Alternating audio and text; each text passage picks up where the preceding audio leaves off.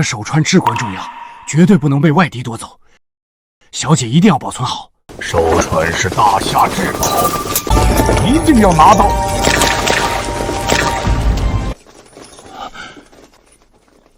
小姐，我去引开他们，待会儿不论发生什么事，您都不能出来。今日我拼了这条命，也要保护小姐周全。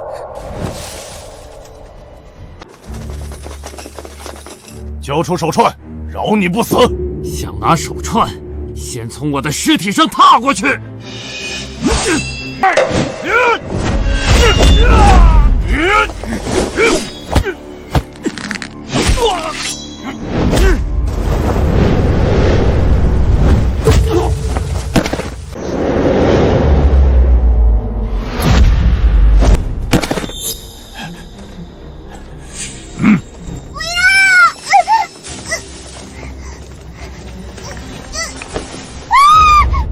原来在你这儿！放开小姐！四叔，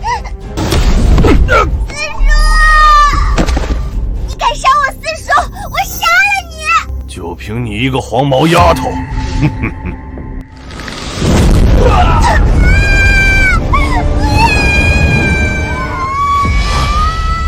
不，小姐啊！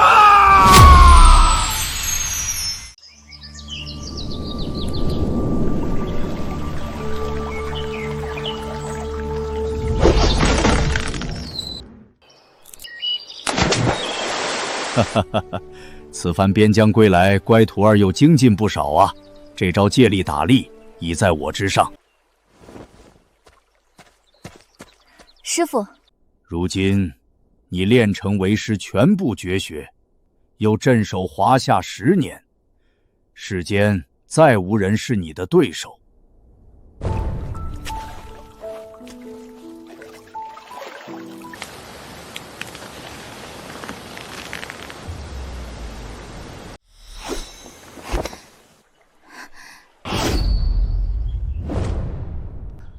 若非师父10年前从崖下将我救起，又收我为徒，传授绝学，徒儿早就化作白骨，又怎会有今日成就？唉，为师本想留你在山中，可惜你尘缘未尽。我要回家。我宋家当年惨遭外族灭门，四叔也惨死在贼人刀下，如今外族入侵，乱我华夏，血海深仇，我怎能不报？为师明白，今日是你18岁生辰，这是为师给你准备的贺礼，也是你的出师礼。黑卡、倾城诀、逍遥丹，黑卡里有2万亿美金，随你支配；而逍遥丹可解世间百毒，此次下山凶险万千，你留着防身。当年救你的家仆，如今还活着，就在江城的群英武馆。你下山后可去寻他，将倾城诀传给他，算是报答他当年的舍身相救之恩。四叔还活着，太好了！莫急，为师今日还要传给你一样最重要的东西。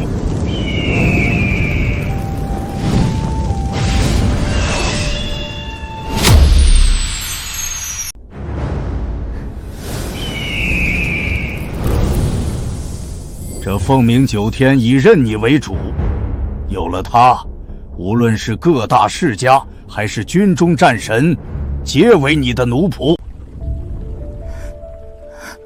师父，徒儿，为师走后，若华夏有难，希望你能出手相助。师父竟然飞升成仙了！徒儿一定不负师父所托。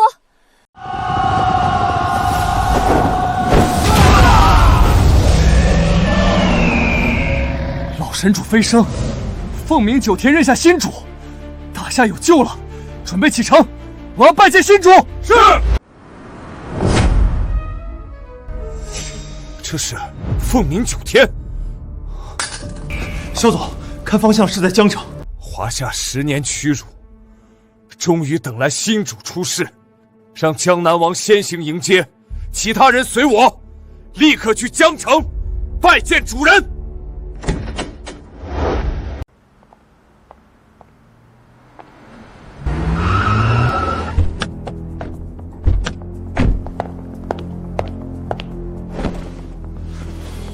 江城林家家主林乔松拜见神主。起来吧。神主，萧家主与青叶战神正在赶来拜见您的路上，还请您随我先去寒舍暂住。国难当头，除了我想找之人，没空见任何人。你们散了吧。是。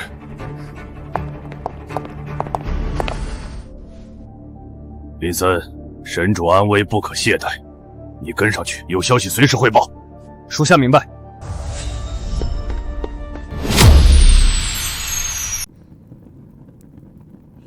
家主，胡四没用，没有照顾好小姐，也不能替您洗刷冤屈，为宋家伸冤。胡四该死啊！爸，当年您为了守护宋家和百姓，被砍了双腿，瞎了右眼，还毁了脸。您做的事情，家主在天之灵都会看到，不会怪你的。小姐至今生死未卜，不知流落何方，你让我如何能够安心？对了，上次派去找小姐的人，有什么消息传回来？爸，那云崖高达数千米，哪怕是绝世高手掉下去，也九死一生。何况小姐一个孩童，根本不可能有生还的机会。住口！小姐既然自有天相，她一定还活着。找，继续找。已经派人去找了，但7日后的锦标赛也重要。如今华夏民心不稳，青叶战神想要借此来重振民心。刘馆主，李馆主，你们这是？胡馆主救命啊！我江城武馆有大难啊！出什么事了？今日来了一伙洋人，从东街打到西街，打赢了所有武馆。凡是失败的武馆，轻则被断手断脚，踢碎招牌；重则武功尽废，变成摊子。他们还扬言要在华夏禁武，这群该死的洋人！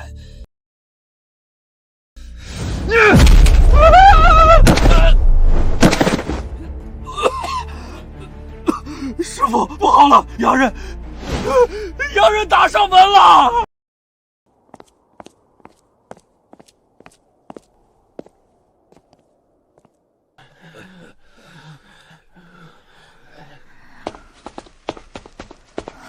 这位小哥，请问发生什么事了？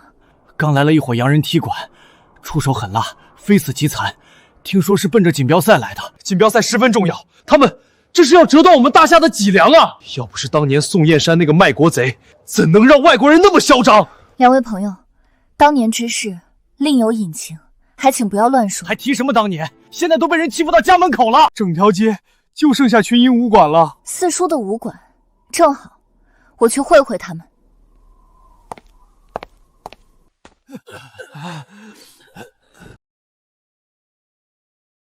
胡馆主，就是他们，自称是西洋武道大师，不讲道理就打人。听闻群英武馆高手辈出，我们特意前来讨教一二。出手狠辣，招招致命，这哪里是讨教，分明是故意挑衅。谁让华夏武学垃圾？要是有人能打得赢我身边这3位大师，我们自然会走。可若是打不赢，那就活该变成残废。你假借踢馆之名，打伤这么多的武学同道，到底想做什么？很简单，输了的人要将这块牌匾挂起来，承认你们学的武道是垃圾，并且退出锦标赛，终身禁武，让你们只拿人改学西洋技。做梦！锦标赛代表我们华夏的荣耀，是民族的脊梁，绝对不允许任何人染指。周经纬，你身为外交官，却帮着洋人如此羞辱同族，践踏武道，你还配做华夏人吗？谁想当这垃圾华夏人？我早就入了樱花国旗了，我是高贵的樱花国人。明明是下贱，无知愚蠢！等我们以外族身份赢下锦标赛，废掉华夏武道，不出3年，你们必败！无耻汉奸，凭你们也配？尽管放马过来！幸好胡少馆主深得老馆主真传，当初在边疆更是斩了几百个洋鬼子，他真的还活着，定能出口恶气。当年四叔替我宋家抵御外族，没想到落得这般下场。这些洋人必须要付出代价。这些就是来踢馆的？对，洋鬼子真他妈不是东西，不仅骂我们华夏人都是孬种懦夫，还扬言要废掉华夏武道。敢在我们华夏地盘上撒野，找死！幸好胡少馆主深得老馆主真传，当初在边疆更是斩了几百个洋鬼子，有他在，定能出口恶气。在下群英武馆胡磊，请教，这是汉城第一跆拳道大师朴世旭。愚蠢的支拿猪，只会些花拳绣腿，连给我的跆拳道提鞋都不配。我汉城岛国才是世界武术的中心，你们垃圾！大言不惭！少馆主不愧在边疆历练，凌厉的拳风打得对方毫无还手之力。天赋不错，可惜他不是朴世旭的对手，3招之内必输。你这小丫头懂什么？胡少馆主可是我们江城的少年英雄，怎么可能输？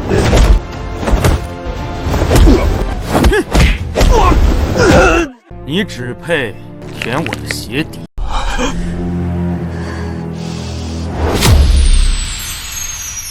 你只配舔我的鞋底。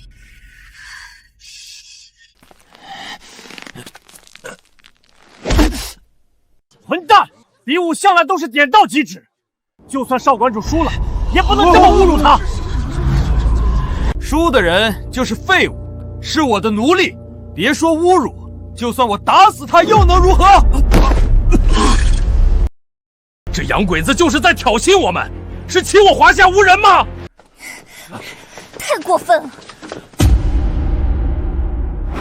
四叔来了。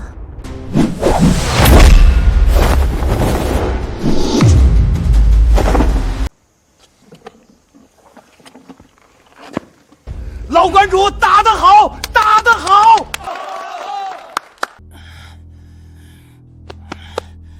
这朴世旭虽然厉害，但不是四叔的对手。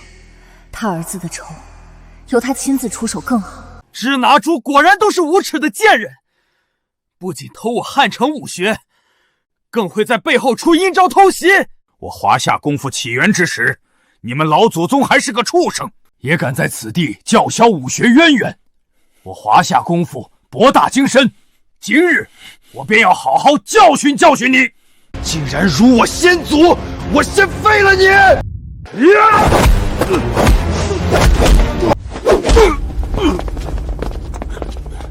好，打得好！四叔果然老当益壮，不负当年英武。森田，上！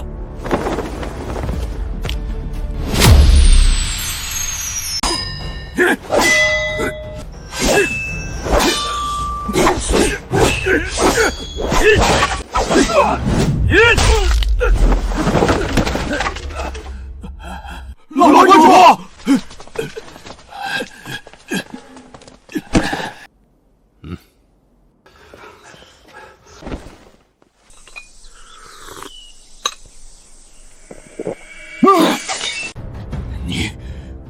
你在茶里下毒！多谢林少，江城所有武馆已全军覆没，之后的锦标赛必是林少的天下。不知道这入籍樱花国之事，放心，我们森田君肯定办妥。你这小子有点眼力劲儿，配给我樱花国当狗！谢谢森田君。刘维达，你无耻！毒害同道，跪舔小鬼子，简直就是我们武道界，不是我们整个华夏的耻辱！我呸！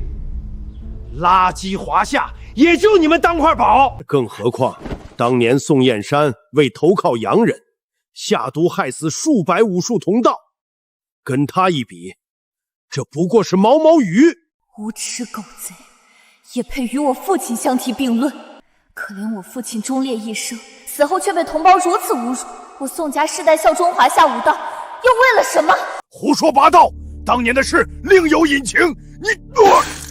你们华夏武者的这点水平，放在我们樱花国，倒垃圾都不够资格。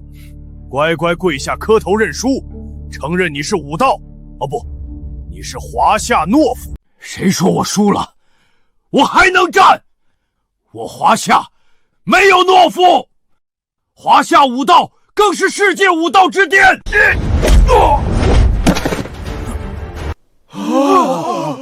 哈哈哈！还说华夏不是垃圾？不只是武道，整个华夏种族都是垃圾，一群懦夫孬种。既然你们不敢应战，那就把匾挂上去，自废武功，滚出江城。我还可以。四叔，再跑快一点，快点！好，小姐放心，有四叔在，会一直守护着你的。大胆狗贼，找死！我泱泱大国，为什么会打不过这几个洋鬼子？哼，还不是怪宋燕山这个卖国贼！要不是他当年害死那么多年轻高手，导致我们现在人才凋零，我华夏武道何以沦落至此？说得对，听说他满门被灭，活该。我觉得还应该将他拖出来，8分鞭尸。对，8分鞭尸。当年宋家为国奋战，为武道争光，肋骨都折了7根，你们还有几人记得？如今被贼人稍稍挑拨，就将宋家人踩在脚底，肆意辱骂。华夏人若都像你们四叔这般拼命，真是不值。哈哈哈！华夏武者都是一群怂包啊，居然都没人敢上。好，好，好，卑劣的华夏，以后就是我樱花国的天下了。老东西，我这就来送你归西。你敢！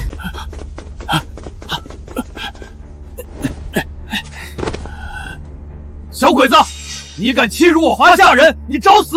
这3个不是我们江城出了名的废柴，整日不学无术，花天酒地。他们3人也不是武道学徒，手无缚鸡之力，上去干嘛？这不是送死？他们怎么可能是那家伙的对手？老关主，你休息，这等垃圾没资格辱我华夏，不自量力！花拳绣腿也敢来送死？小兄弟，你不是他的对手，快走吧！什么华夏武功天下第一，不过是一群垃圾。只有我大樱花帝国才是永恒主宰。今日是我学艺不精，非我华夏武学不行。要不要我帮你回忆一下，你的老祖宗当年是怎么跪在我们的大刀下，舔着脸求饶的？找死！小伙子，你也不是武馆的人，何必趟这趟浑水？再这样下去，你非死不可呀！国难当头，匹夫有责。我太爷爷当年曾击杀37个倭寇，我怎么能给他丢脸？我爷爷也不差，击毙了28个。我爷爷死在小鬼子的手中，可我爸爸杀了他们16个，我叔叔杀了7个。我骨子里流的是抗击外敌的血。没错，我们身为华夏人一日，就绝不会给祖宗丢脸，给国家丢人。韵儿，我华夏泱泱大国绵延不绝，靠的就是一代又一代的努力。国家兴亡，匹夫有责。小伙子，认输吧，我们知道你尽力了，输了就输了。当年我爷爷宁可冻死在雪地，也绝不低下头颅。华夏没有孬种，绝不认输。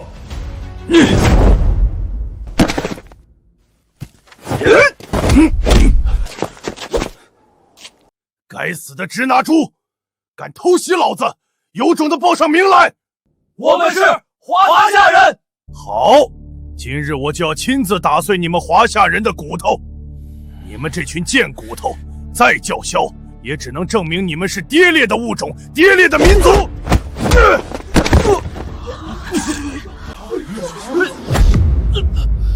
只要你现在投降，承认华夏武学是垃圾，我给你一个全尸。你能踩断我的脖子，踩不断华夏儿女的脊梁。只要我还有一口气，绝不允许任何人欺我华夏，辱我武道。辱我华夏，小鬼子，我跟你们拼了！认输吧，这样下去真的会死啊！一群蝼蚁，螳臂当车！你们这群华夏人，只会无能狂吠，现在还不是在我脚下当狗？不，你们连狗都不如啊！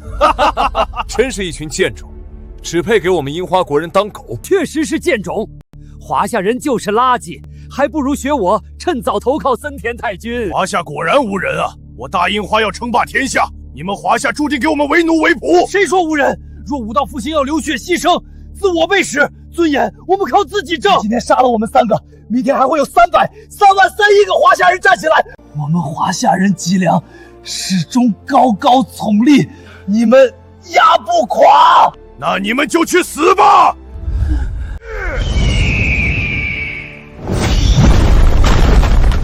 该死的人是你。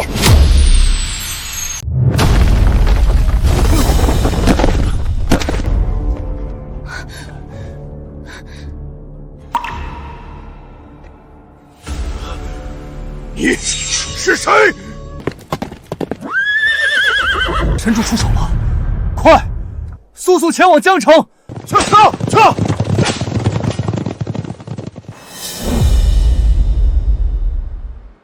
不好，神主震怒！江南王这个废物，竟敢怠慢神主，看我不扒了他的皮！背礼入江城！无名小卒不值一提。好厉害的武功！想不到这女孩年纪轻轻，竟是个不好对付的角色。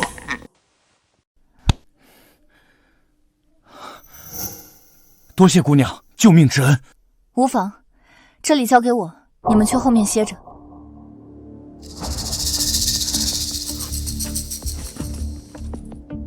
姑娘，我是不是在哪儿见过你？花姑娘人美，武功也不错，不如跟我回樱花园，做我的第17房小老婆。你算个什么东西？我的家族乃是樱花园的贵族，跟了我就拥有了无上的荣耀，还不跪谢森田太君？据我所知，森田祖上3辈都是给贵族倒马桶的，现在竟然往自己脸上贴金，说自己贵族，简直是笑话！这年头倒夜壶的都敢说自己是贵族了，那我岂不是皇帝了？是不是樱花园的夜壶不够倒，所以跑我们的地盘上来？奸人，我要杀了你！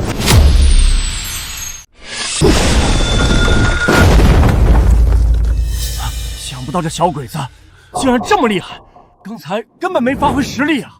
森田君可是樱花园武术第一人，师承樱木大师。樱木大师，那不是当年打败我国第一高手宋燕山的小鬼子吗？这家伙竟然是他的徒弟，难怪那么厉害。原来是当年偷袭我父亲、窃取冠军的老秃驴樱木的徒弟。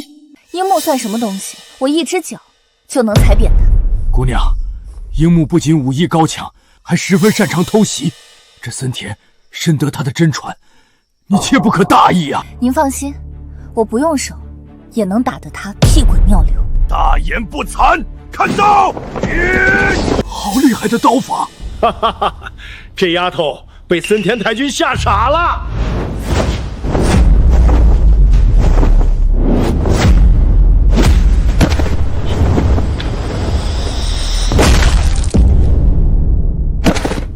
这一脚是还你刚才出手偷袭，这一脚是还你目中无人，出言羞辱我华夏，这是还你欺我同胞。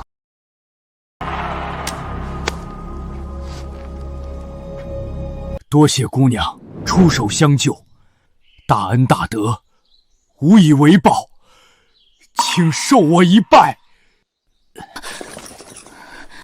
四叔，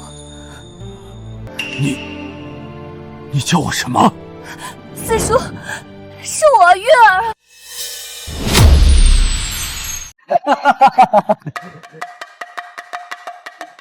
月儿，真的是你！我以为我这辈子都没机会再看见你了，想不到你还活着。四叔，我来晚了，若无当年您的舍命相救，也不会今日的我。大恩大德，无以为报。不可不可！你怎么能给我磕头？你长得像夫人，武功又比老爷更上一层楼。你这般有出息，他们在天之灵也能瞑目了。我就是死了，也能安心了。四叔，您千万别这么说，有我在，您不会有事，群英武馆也不会。这样下去不行，撒农，只能让你出马了。哼，李少放心，我一个手指头就能碾死他。怎么回事？地震了吗？不是周金毁带来的高手，他是婆罗国第一高手撒农，一拳能打死一头大象。传说中，凡是与他对打之人，3招内必死。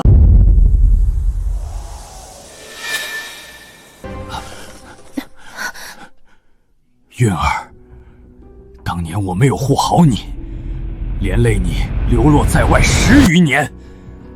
今日豁出我这条老命，也要护你周全。四叔，当年是你拼死护我，今日换我护住你。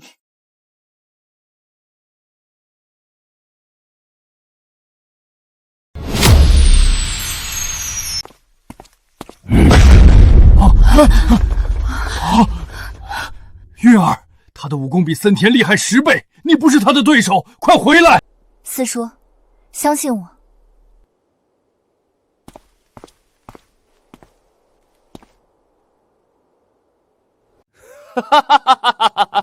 臭丫头，刚才你能赢不过是投机取巧，现在撒农的胳膊都比你大腿还粗，他一根手指就能拧断你的脖子。识相的乖乖跪地求饶，本少还能留你全尸。武学讲究灵活变化，若是肌肉多就能赢，不如去围栏里做头猪。像他这种，或许能值个50块。笑话！在撒农的擎天巨力面前，华夏武学就是不堪一击垃圾。任凭你再怎么牙尖嘴利，也改变不了。你给我提鞋都不配。3招，你必死。巧得很，对付你，我只需要1招。韵儿，躲开！快躲开！任凭你武艺再高，在绝对力量面前，也只有死。怎么回事？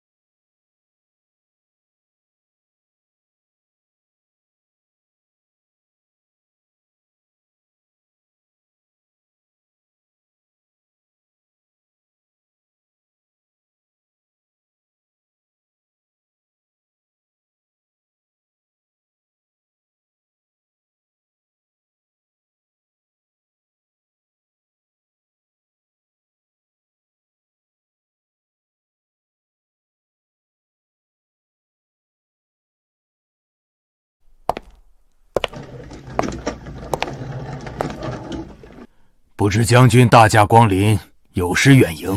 我接到消息说这里有人闹事。将军，你来的正好。这贱人废了森田君，还杀了撒松大师，今日必须要给我一个交代。就是你打伤了这2位国外人。没错，人是我打伤的，有问题找我，不要牵连无辜。杨将军，2位大师不远万里来到江城，与我华夏武道切磋，那是为了江城乃至整个华夏武学的发展做贡献。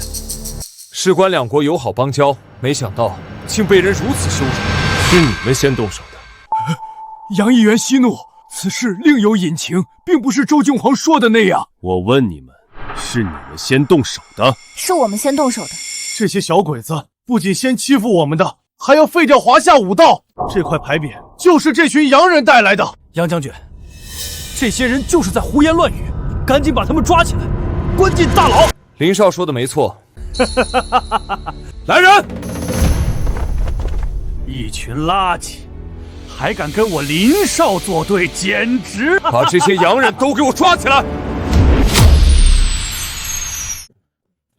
王爷，神主在群英武馆出事了，请您速速前去。什么？哪个混账羔子敢得罪神主？快带我去！杨将军，你傻了呀？闹事的是他们侮辱杨大人啊！本将军做事还需要你来指定。姑娘，身手不错。你很不错。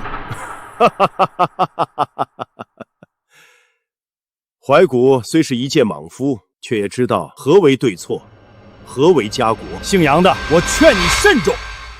森田君和撒农大师都是享誉国际的武学大家，这丫头敢打伤他们，那可是要上升到国际外交的大事。比武哪有不受伤的？自己学艺不精，还敢抱我？算了，只要你们肯磕头认错，我就大事化小，小事化了。否则，你们都要掉脑袋。哦，你确定？你好大的胆子！愚蠢的支主人！如果你们敢乱动，我就切腹自尽，让你们华夏背上侮辱友邦的骂名。不行，这骂名我们背不起。一群懦夫！既然你们背不起，那就跪下，承认华夏武道是垃圾。好，既然你想死，那我就成全你。森田太君，杨怀古，你敢杀樱花大师，你这辈子到头了！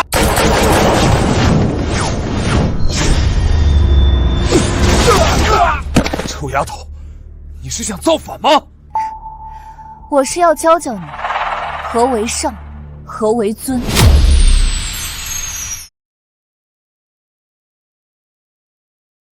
你身为江城外交官，本应以唇舌为鉴，维护国家尊严，守护华夏同胞，你却尸位素餐，敌我不分，对欺辱同胞的外地殷勤谄媚，一味打压自己人，这样的德行根本不配做一个议员。我如何做事，还轮得到你一个臭丫头来教？我投靠樱花，那是为了为华夏拉拢盟友，而你袭击官员，行为极其恶劣。我现在就将你抓起来，严肃处理。从现在起，你已经不是外交议员了，你们周家也在江南除名。你以为你是谁啊？江南王吗？你轻飘飘的一句话就能撸了我的议员？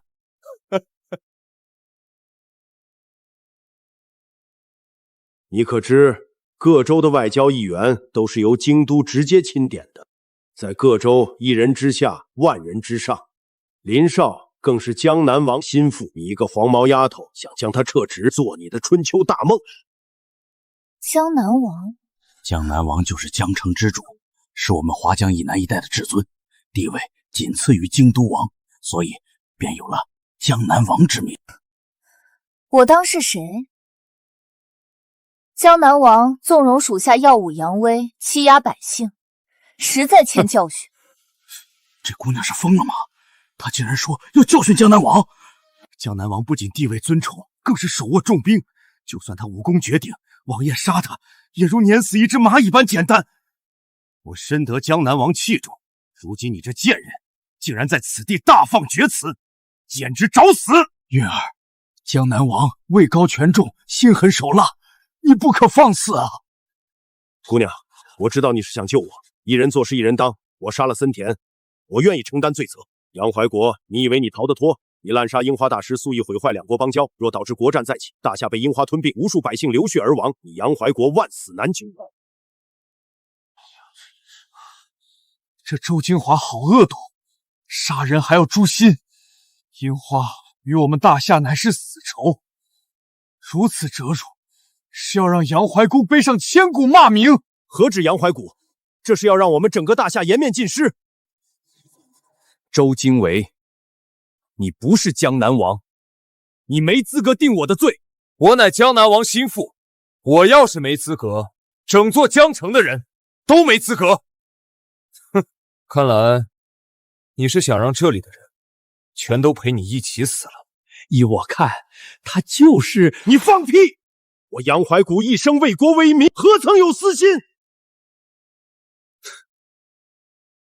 为国为民，那你怎么不去死啊？你就是想制造两国矛盾，让华夏百姓遭受苦难。你不会以为江南王会放过你吧？别忘了，当街杀人的是你。杀人偿命，规矩道理。告诉王爷一声，我今天先走一步。慢着！死之前，别忘了跪在森田君的刀前，学3声狗叫。你什么你？你想让大家陪你一起死吗？你想让大夏百姓流血吗？好，我跪。叫啊！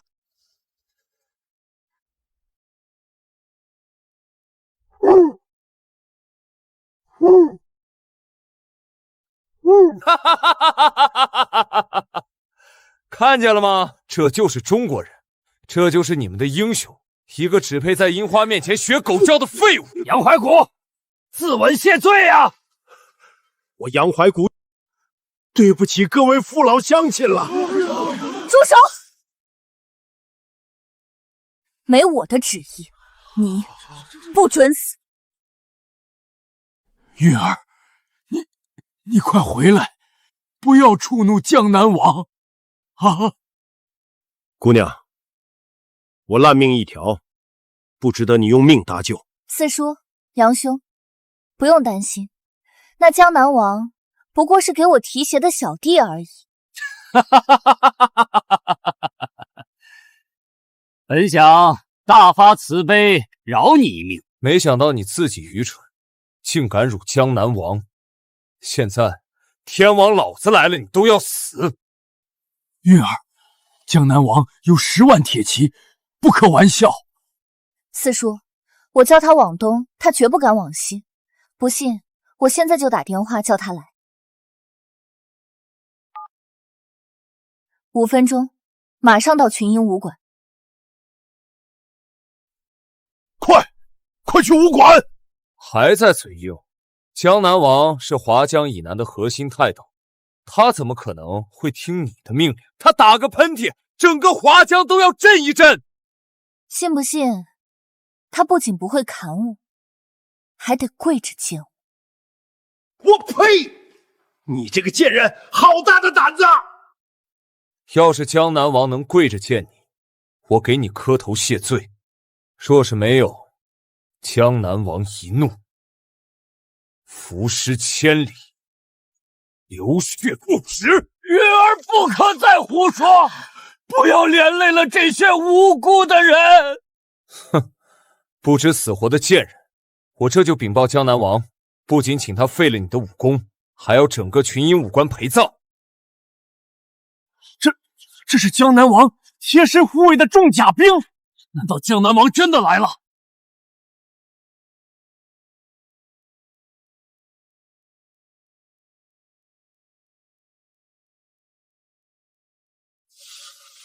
参见江南王！新神主已到江城，你们吵吵闹闹，成何体统？王爷，您来的正好，属下正好一事禀报。有个群英武馆的臭丫头，仗着会些拳脚功夫，嚣张狂妄，残杀咱们的外国友人，手段残忍，简直令人发指。新神主即将驾临武馆，要是让他看到这个场面，责怪我管理无方，我万死难辞参就。哼，我掌管江城几10年，还没见过如此狂妄之人。人在哪儿？叫过来我瞧瞧。不，他们都是胡说八道，不是他做的，人是我杀的，要杀要剐都冲着我来！王爷，是周建王他们几个仗着外国人的身份，在我华夏地盘耀武扬威，残害我江城武道数十人，还屡次辱骂国人。我们是逼不得已才反抗的。放肆！这里什么时候有你说话的份儿？王爷，明明是那贱人横行霸道，胡作非为。不仅如此，他对王爷您出言不逊，扬言您来了也得向他低头下跪。好啊，本王还从未遭受如此奇耻大辱，我倒是要看看究竟是何方神圣，敢让本江南王低头。王爷，是我杀了森田，一切罪责我一个人担着，不要连累他人。杨怀虎，你可知在我的地盘上杀人要付出什么代价？我杨怀古但求一死。你既然知道规矩，那就别怪我了。江南王，你小子好大的威风！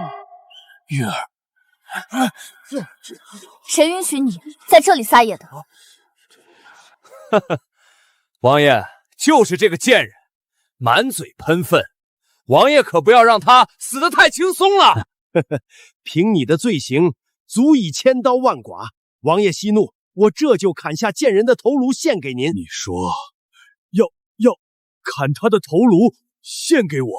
正是，这都是他罪有应得，也是属下该做的。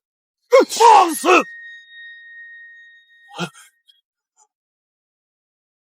拜见小姐。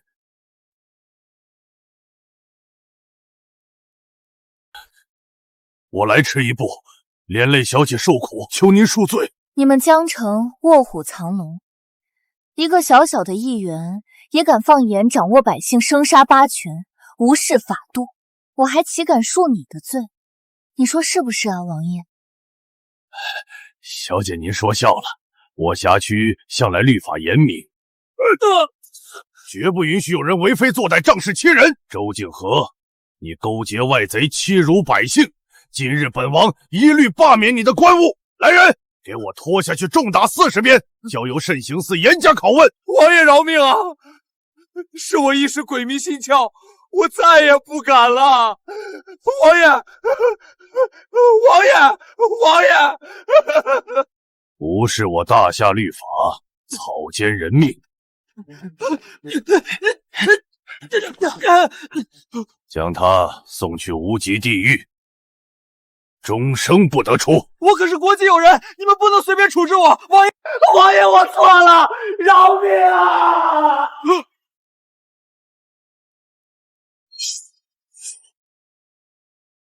胡关主，我错了，是我鬼迷心窍，我也是被周金渊胁迫，迫不得已才这么做的。求您大人有大量，饶过我这一次吧。不行，如此心术不正之徒，留着就是祸害。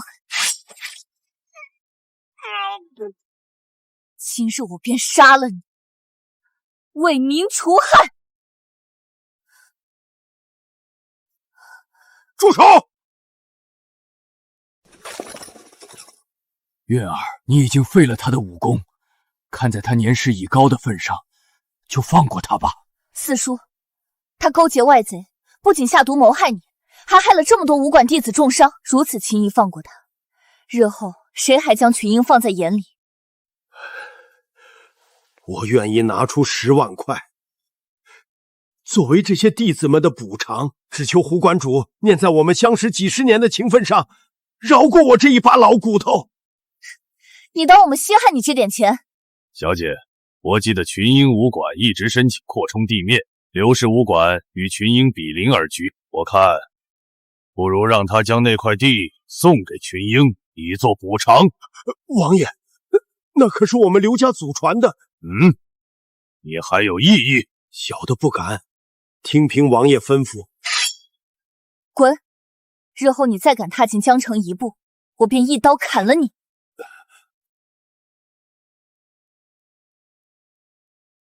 我当是谁有如此高强的武功？原来是当年的宋家余孽。今日之耻，我定要你们100倍偿还。小姐，那江南王对你似乎很畏惧。当年救我的师傅有点身份，所以他才会如此。对了，四叔，你身上的伤……当年你掉下山崖后，我被东瀛人带走，囚禁了大半年，身上的伤都是拜他们所赐。后来我趁机逃跑，回到江城老家，开办了这个武馆。四叔不比当年，如今是个废人了。不，四叔，你不是，我一定会给你报仇，给父母报仇。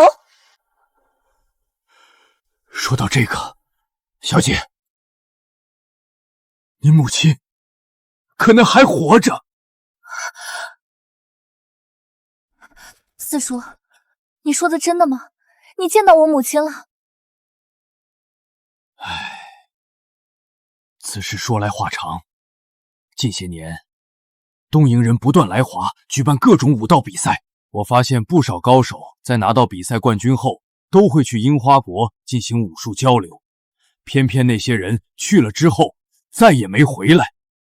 虽然官方说法是他们抛弃国籍，入了樱花国，但我总觉得不对劲。在我再三追查下，总算在京都祭坛山发现线索。我曾乔装改拜进山，听到守卫提及祭坛山里还囚禁一名重犯，是当年宋家女主人。后来我又想到10年前，有几个东瀛人曾经常出入宋家，之后不久就发生比赛选手中毒事件，因毒药是宋家秘药乾楼草，宋家便被打上卖国贼的标签。这么说，当年宋家被害一案是东瀛人做的，可他们为什么要这么做？宋家全族被灭，您的亲人只剩倾城钱氏一族，如今钱家的现任家主就是您的姨妈钱若雨，或许她能知道什么。看来我得去一趟青城山。见过佐藤大人。你说有很重要的事情找我，说吧。您在找的宋家余孽，他叫宋韵，此刻就在群英武馆内。当真？我亲眼见到他手上戴着您交代林少要寻找的手镯，真是踏破铁鞋无觅处，得来全不费功夫。大赦至宝终将是我的。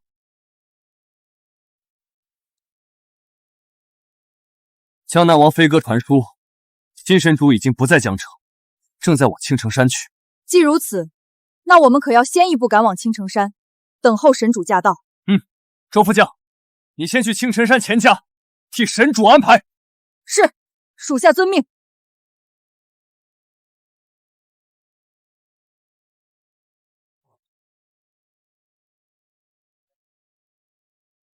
吉坛山地势险要，易守难攻，又有东瀛高手坐镇，小姐想单枪匹马闯山救人，不仅危险重重，还容易暴露自己宋家人的身份，届时说不定不能救回夫人，反而打草惊蛇，惹祸上身。但今年武道锦标赛的冠军赛需进入吉坛山闯关，只要小姐能进入决赛，就可以名正言顺进山，趁机救回夫人。四叔考虑的没错，本次竞标赛事关国运，确实需要谨慎对待。我需要一个假的身份。当年宋家出事，钱氏也遭受牵连，幸而你姨妈修炼凝心诀，功力大成，一举成为大夏高手榜排名第3的高手，这才让钱氏重新崛起。师父曾说，凝心诀是仅次于青城诀的武功，姨妈未满40就能登顶高手榜，实力的确非凡。血脉亲缘是最不能割舍的，我相信只要今日我们诚心祈求，再加上江南王也去信钱家，相信钱夫人会给我们敲见信的。哼，这胡明祥不过是宋家的家仆，何时攀上了孙卫江南王？劳动他亲自写信，要求我们大开方便，给他推荐信。据传今年比赛冠军有机会被青叶战神收为弟子，宋韵定是想借机傍上战神，简直做梦。那江南王若怪罪，我们该如何？胡明祥不过一个奴才，怎么可能跟江南王有多深的交情？而且你爷爷已去迎接战神前来，我钱家马上要有青叶战神这个大靠山，还怕他一个区区江南王？退1万步说，就算江南王真与他交情陪审，难道还能为了他得罪青叶战神不成？母亲说的极是。一会儿胡明祥来了，你不用对他们客气。当年钱若云仗着自己天赋高，又嫁给华夏第一武道高手宋燕山，处处压我一头，这口气我忍了20年，今日定要10倍讨回来。母亲放心，我晓得如何做。在下群英武馆胡明祥，今日特来求见钱夫人。我钱家是什么地方？什么路边的野狗都敢往里闯，想死吗？你骂谁是狗呢？这是你姨母的独子，若惹了她，必然会得罪钱夫人。表少爷，我原本是宋家家仆，这位是我家小姐宋韵，也是您的亲表妹。我当是谁？原来是宋家的狗啊！既然是狗，见到主子先叫2声来听听。再满嘴喷粪，信不信我打得你满地找牙？表少爷，我们好歹也是亲戚一场，您一再如此无礼，也不怕钱夫人怪罪吗？呸！宋家可是卖国狗贼，是华夏武道之耻，而我母亲乃堂堂华夏第3高手，我钱家更是倾城武道世家之首。你们这种垃圾也配跟我们攀关系？我看你是讨打！贱人好大的口气，想打架是吗？我知道你们今天来是想从我母亲手里拿到推荐信，要信可以，只要你能打赢我的手下，顺利的到达前厅，我然可以把信给你。小姐，你得养精蓄锐，为比赛做准备。让我来。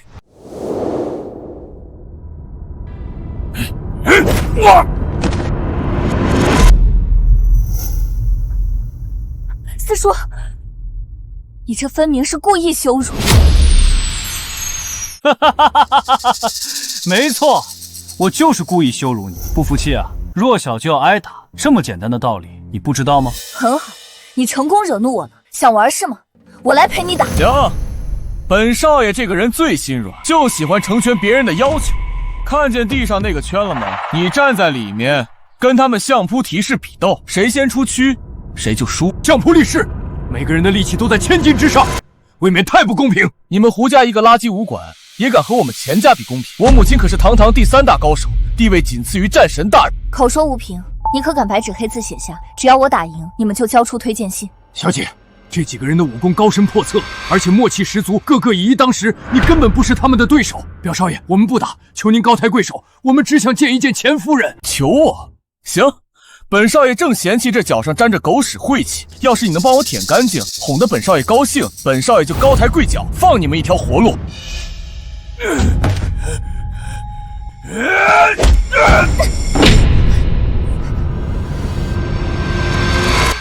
四叔，不必求他，今日我必打得他们满地爪牙。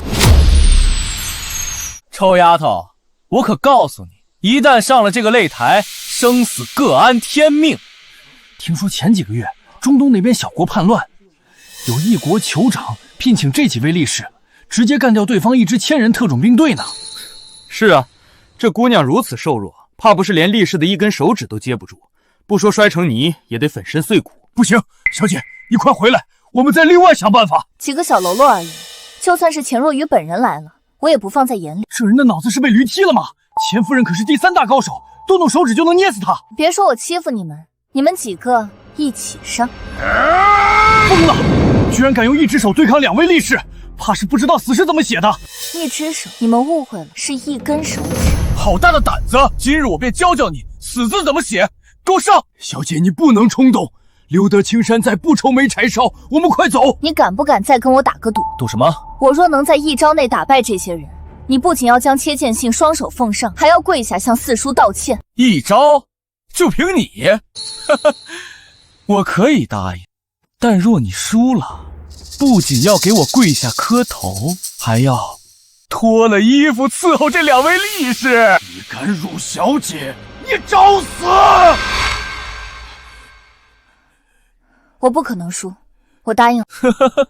好，既然非要自寻死路，本少爷就成全你。兄弟们，不必手下留情，解决他！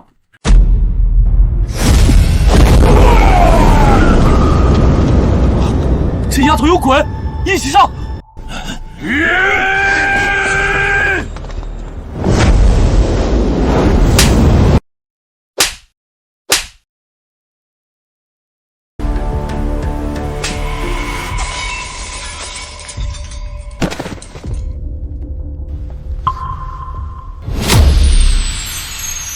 我赢了，认输吧。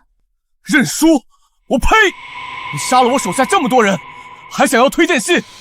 我给你阎王信！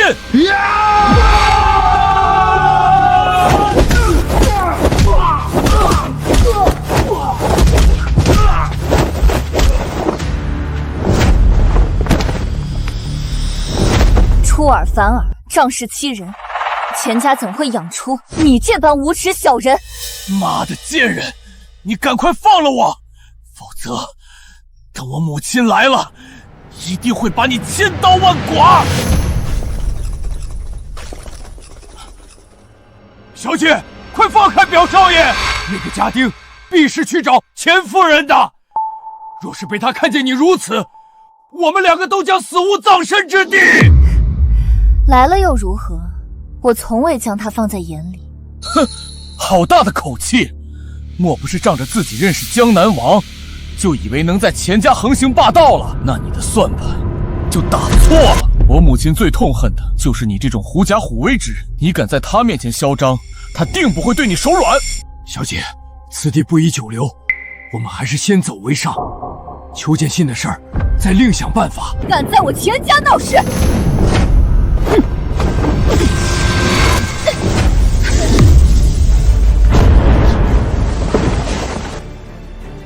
这下麻烦大了，夫人息怒。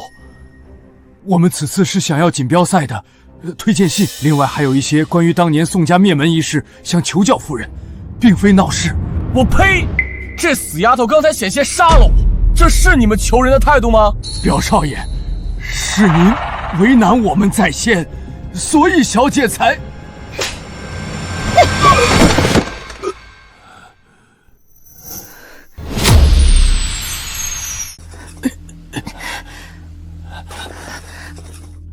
钱夫人，我们此次是为推荐信而来，并非有意挑事。你是个什么东西？这里哪有你插话的地方？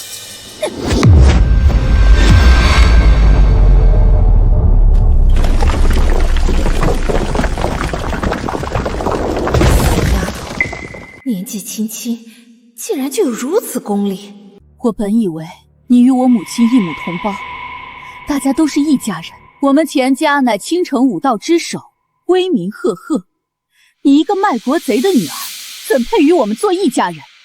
我没有将你打死送交法办，已经是仁至义尽。钱夫人，就算你不念在亲戚一场的份上，也要给江南王3分颜面。我们小姐与江南王可是交情匪浅。江南王算什么东西？我钱家的靠山可是青叶战神，江南王在战神面前连提鞋都不够资格。这么说，你是执意不肯帮忙了？当年宋燕山通敌卖国，害死我华夏武道大半青年才俊，最后竟只落得一个枪毙的下场。多少人愤愤不平，幸而苍天有眼，一道天雷劈中宋家老宅，烧死你们这些走狗余孽！我不知多拍手称好。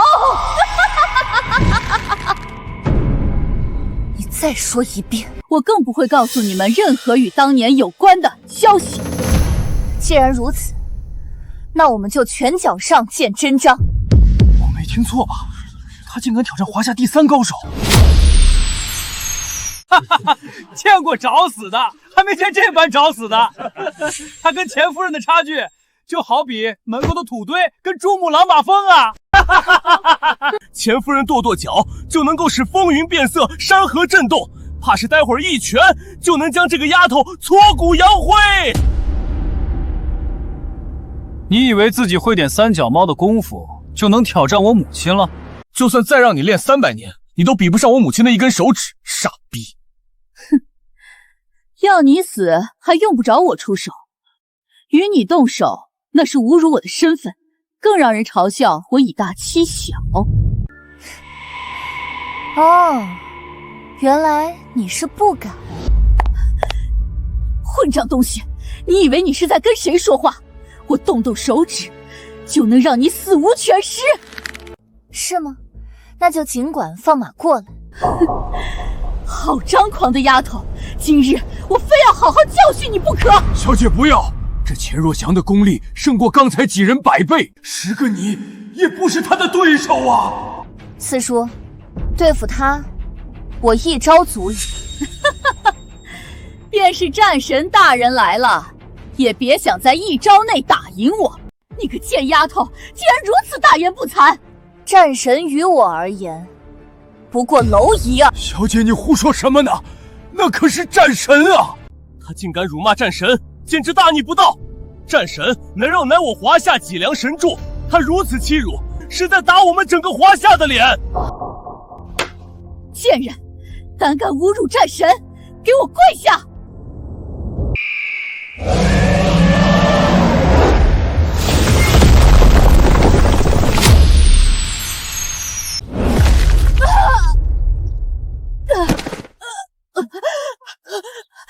你敢动我，以下犯上，乃是死罪。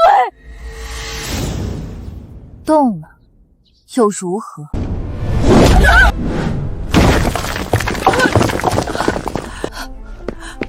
母亲，母亲，母亲，你没事吧？天啊，我没看错吧？他真的一招就秒杀了钱夫人，他练的什么功夫这么厉害？而且他都没有动过，就那么挥了挥袖子，轻飘飘的就打败了高手榜排名第3的钱夫人。小姐，你真的没事吗？四叔不用担心，他根本伤不到我的。死丫头，刚才你不过是运气好，我就不信我的凝心诀会输给你。看在我母亲的份上，我才对钱氏一族再三容忍，可你们却变本加厉，让人无法再忍。呸！钱若云那贱人早就被逐过钱家，她根本不配姓钱。你这个孽种，更加不配站在我钱家的地上，羞辱我母亲，找死！我跟你拼了！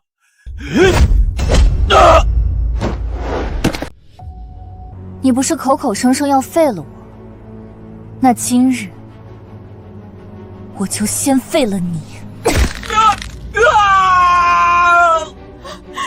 明儿，小畜生，你废了我儿子的武功，我要杀了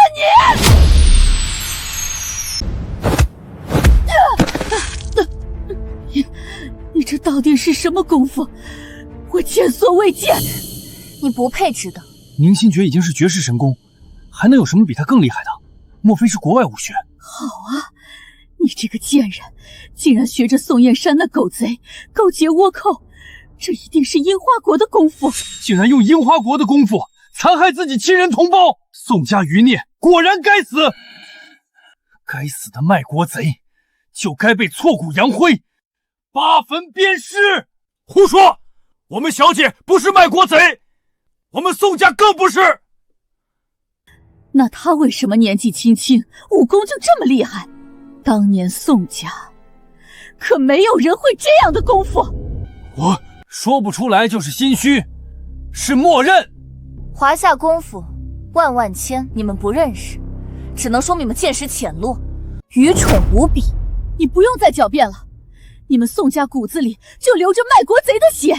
今日我不幸中了你的暗算，可我华夏武人成千上万，绝不允许一个卖国贼在我华夏的土地上耀武扬威。小姐小心！贵客即将驾临，你们在胡闹什么？父亲，你可回来了！你要为我做主啊！明儿的腿被废了！什么？啊！还好没有伤及筋脉，我已替他疗伤，休养一阵，便能恢复。哪个混账东西，是吃了雄心豹子胆吗？敢在我钱家地盘上撒野！人呢？父亲，就是他废了明儿的腿，还打伤了我。这丫头年纪轻轻，武功竟这样高，能将若愚打伤，到底是哪位大师的高速？他这眉眼间怎的这般熟悉？就是你伤了我女儿和孙儿。是我。在我钱家的院子里打伤我钱家的人，你可想过后果？钱明仗着钱家的身份狐假虎威，肆意羞辱我四叔，比武输了又耍诈不肯认。我打他是替你们钱家清理门户。你胡说八道！父亲，这死丫头是樱花国的奸细，故意来我们钱家找茬，你千万不可信她，快杀了她！你才是胡说！钱老、荣炳，我乃宋家旧仆胡明祥。这位根本不是什么间谍，她是我家的大小姐，也是您的大女儿钱若云的独女，你的亲外孙女啊！什么？你是韵儿？想不到你已经长这么大了，像，的确是跟你母亲很像。外公，钱老，我们此次前来，是想请钱夫人以比赛评委会主席的身份，替我们写一份推荐信，可以让小姐参加比赛。哪知道钱少却一再刁难，小姐迫不得已才出手，还请您明察。你也想参加武道比赛？是的，想必江南王在信中已经向您道出原委，还望您看在一家人的份上，替我们小姐写一份推荐信。想拿推荐信，简直做梦！可钱老刚才……哼，一个宋家余孽能活在世上，已经是宋家几辈修来的福气。如今竟还妄图沾染武道，做你们的春秋大梦。父亲，我要是为他写了推荐信，岂不是让世人都误以为我们和宋家还有勾结？这不是往我们钱家头上泼脏水吗？是啊，爷爷，当年我们钱家被宋家连累，遭受世人多少白眼，母亲几经辛苦，才有了钱家今日的地位。难道要为了这个臭丫头，全都付之一炬吗？明儿说的对，而且这死丫头贼性不改，不知从哪儿学了一身歪门邪道的功夫。这要是再让她去参加比赛，那我们华夏的武道可全都毁了。你们这是污蔑！我们宋家清清白白，从来没有做过对不起华夏的事儿。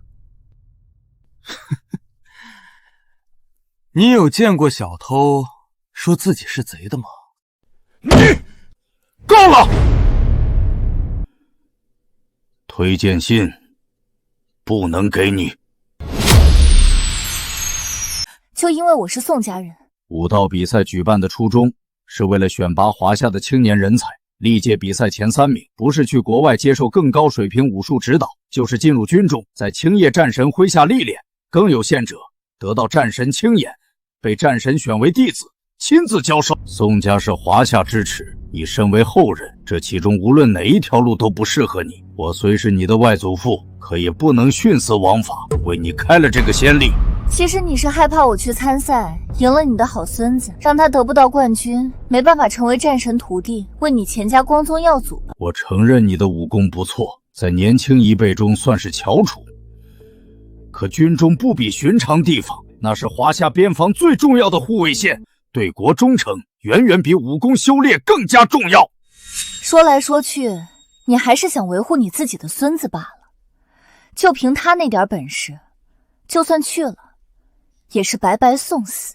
宋韵，你自己不能参加，就污蔑我家明儿，实在是卑鄙无耻。我告诉你，父亲选我明儿是明智之举，他可是我们钱家100年来唯一一个学会左右手护国术的人，冠军早就是他的囊中之物。当初我已经将你母亲逐入钱氏家族，你如今姓宋不姓钱，就算让你去了，也不能替我钱氏扬名立山。何况明儿还是我钱氏最具天赋之人，来日定能将我钱氏发扬光大。左右护国术，你们说的是这个吗？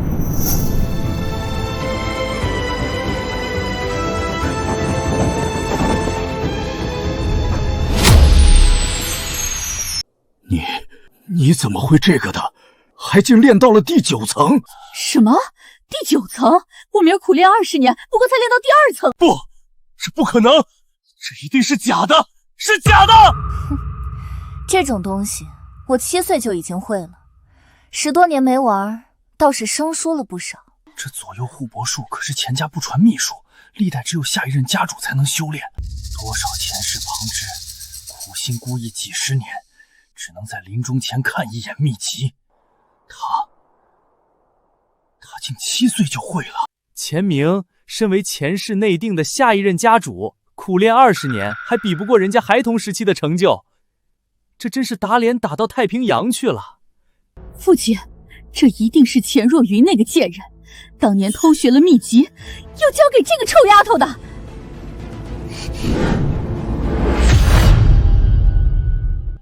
你再敢满嘴喷粪，对我母亲不敬，我便先送你去见阎王。放肆！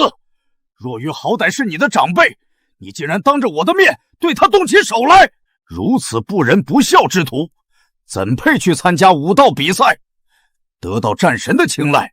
身为比赛评委，任人唯亲，一心谋取私利，青鸾若用了你们推荐的人，那才是为祸苍生。混账东西！你不仅对我出言不逊，还辱没战神威名，你找死吗？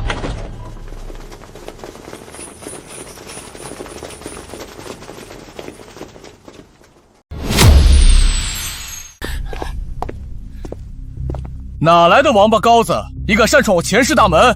魂腻歪了吗？滚开！别妨碍我们做事，否则我要你的命！不长眼的东西，敢跟本少这么说话，我才要你的命！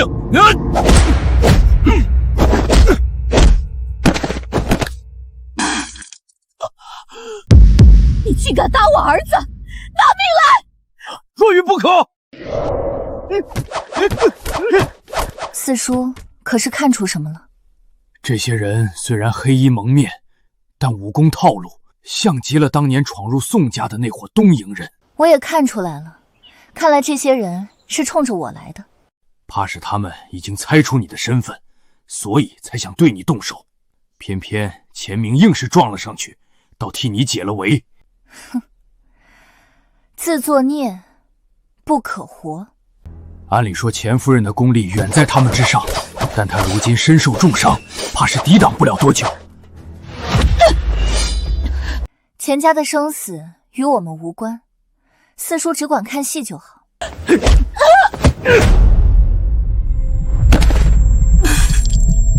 若云，若云，你怎么样？父亲，父亲，我岂有此理！大胆匪类！今日老夫必让你们有去无回！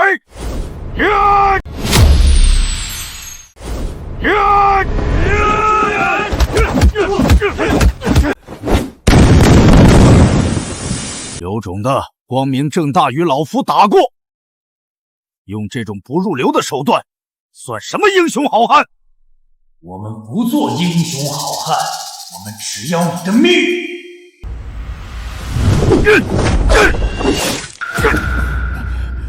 无耻小人！这群东瀛人太卑鄙了，眼看打不过钱老，竟用如此下作的手段。再这样下去，钱老恐怕撑不了多久。小姐，您……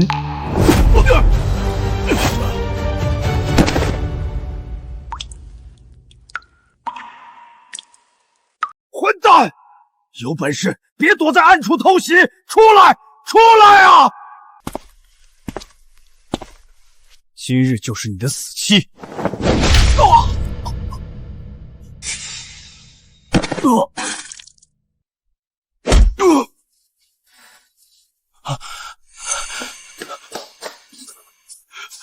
爷爷，爷爷你怎么样了？爷爷，明儿，华夏武道都是垃圾，去死吧！想在华夏地盘上撒野，得先问过我。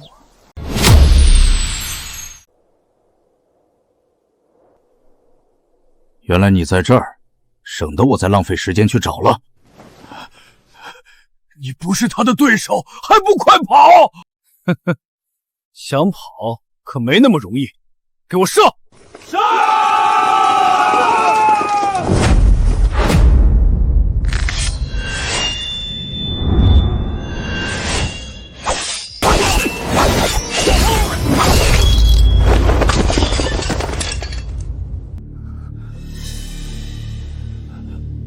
说，谁派你们来的？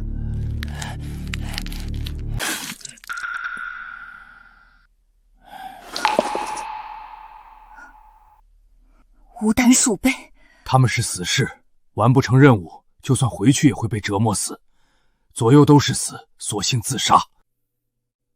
在你这个年纪，能有这样的武功究伟，的确不错。看在你刚才救了钱家的份上，我愿意给你一次机会。真的，多谢钱老，我这就让人给您准备纸笔。我们不是说好了？我不是说要给他推荐信的意思。可钱老，您刚才明明……这次比赛的冠军非名儿莫属。等到他日后被战神收为弟子，我会做主让他再收宋韵为徒，这样宋家也算傍上了战神的名号。日后在华夏行走，也不会有人为难他。你要我拜钱明为师？战神的徒孙，那可是多少人求都求不到的恩典，怎么你还看不上了？宋韵，我已经念及一场血缘，对你仁至义尽，你可不要得寸进尺。怕是我敢拜，青叶却没福气承受。大胆！你算什么东西，也敢直呼战神的大名？直呼大名又如何？他见了我，还得给我跪下磕头。他竟敢辱骂战神，简直大逆不道！放肆！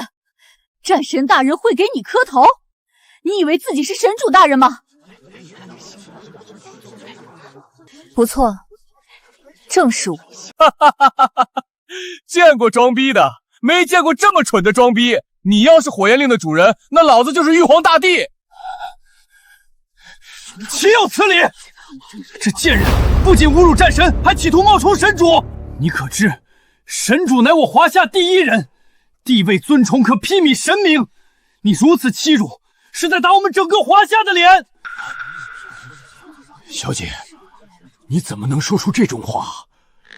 你可知冒充火焰神主，那就是触碰华夏所有世家，乃至全球武道的逆鳞，是会被全球诛杀的。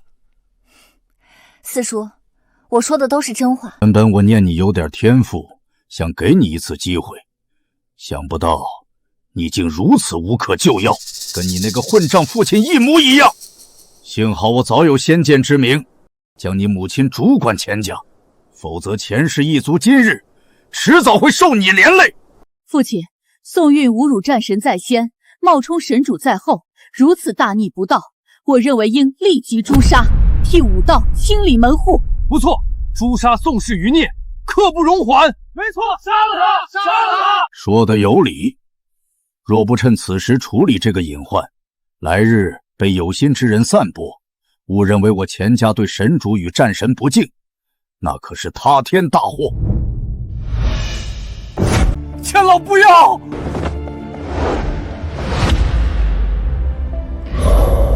住手！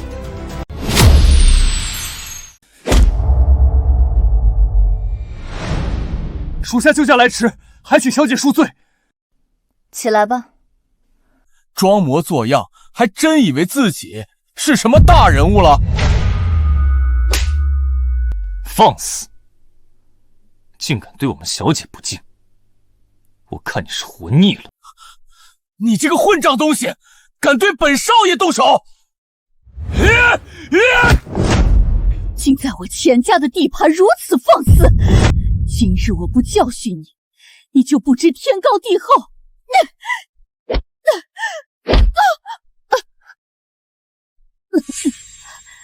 今日若非我身受重伤，一定打得你跪地求饶。哼，就算你毫发无损，也不是我的对手。放肆！我女儿可是华夏排名第3的高手，你算什么东西？要不是我们刚刚被东瀛狗贼打伤，老夫一根手指就能碾死你。只有你们这种井底之蛙会守着这种排名不放。你可知我们钱家的背后是青叶战神？你说是谁？怕了吧？我告诉你，青叶战神就是我的师傅，你得罪我们钱家，那就是跟青叶战神过不去。识相的，立刻跪地求饶，再自废武功。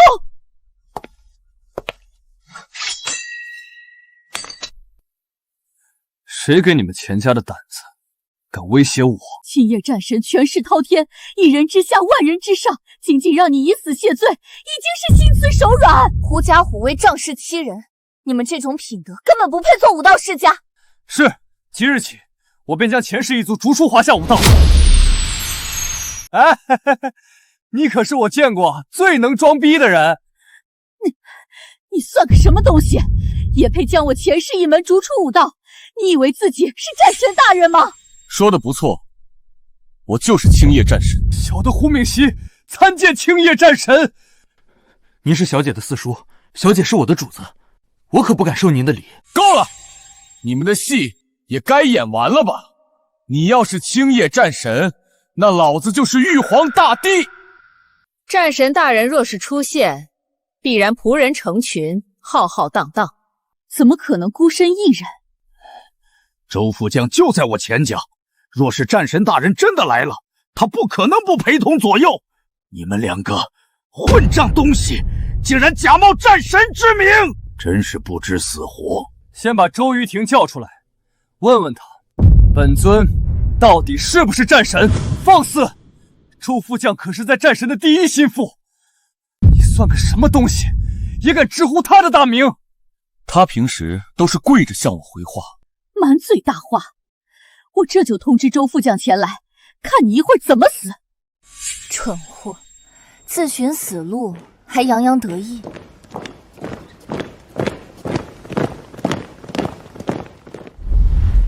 参见周副将。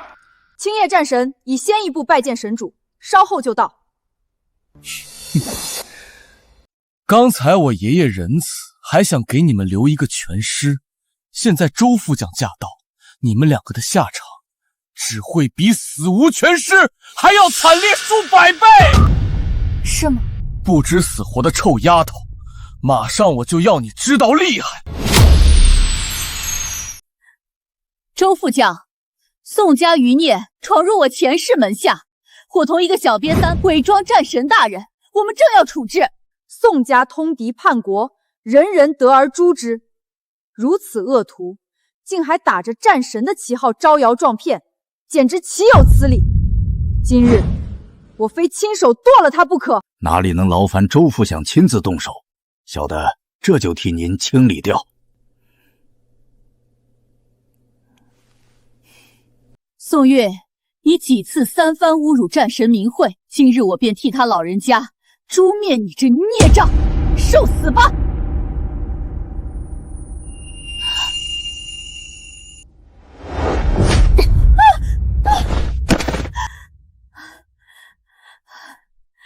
周副将，这种小喽啰交给我来处理就行，不用脏了您的手。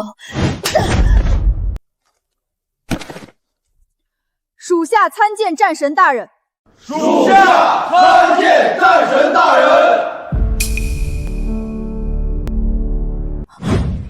这不可能，他怎么可能是尊贵无比的战神？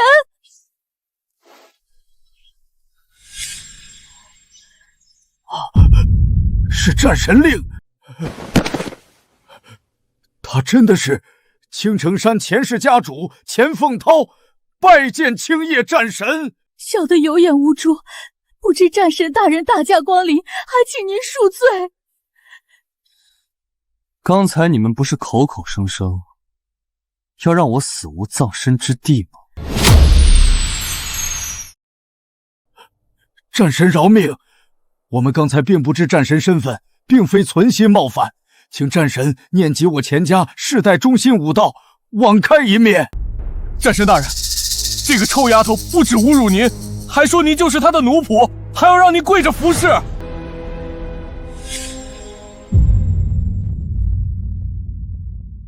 我们是气不过这死丫头如此大逆不道，见您与她多说了几句，才误以为您和她是同伙，这是误会。战神大人明鉴，我们钱家所做的一切，都是为了维护战神您呀！你们怎么能如此颠倒黑白？你们自己得罪战神，不想受死，就将脏水泼到我家小姐身上，如此卑劣，怎配做武道世家？踩着血亲的尸骨去谄媚讨好，不止不配习武，连做人都不配。我说的都是实情，在场这么多人都是人证，还请战神大人明察。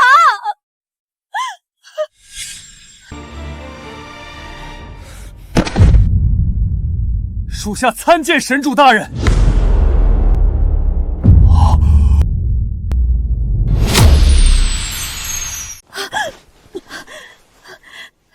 求神主大人饶我们一命，我们可是骨肉相连的血亲啊！你们身上毕竟流着钱家的血啊！你们刚才口口声声要置我于死地的时候，可曾想起过，与母亲是血脉相连的姐妹？我刚才那么做也是不得已，我都是为了钱氏一族的百年基业着想。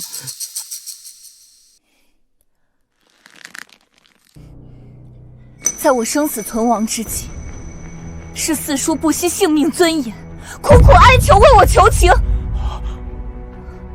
而你们，我骨肉相连的至亲，污蔑我双亲，踩着我的尸骨去卖好。钱氏一族对神主忤逆不敬，即日起自武道世家除名。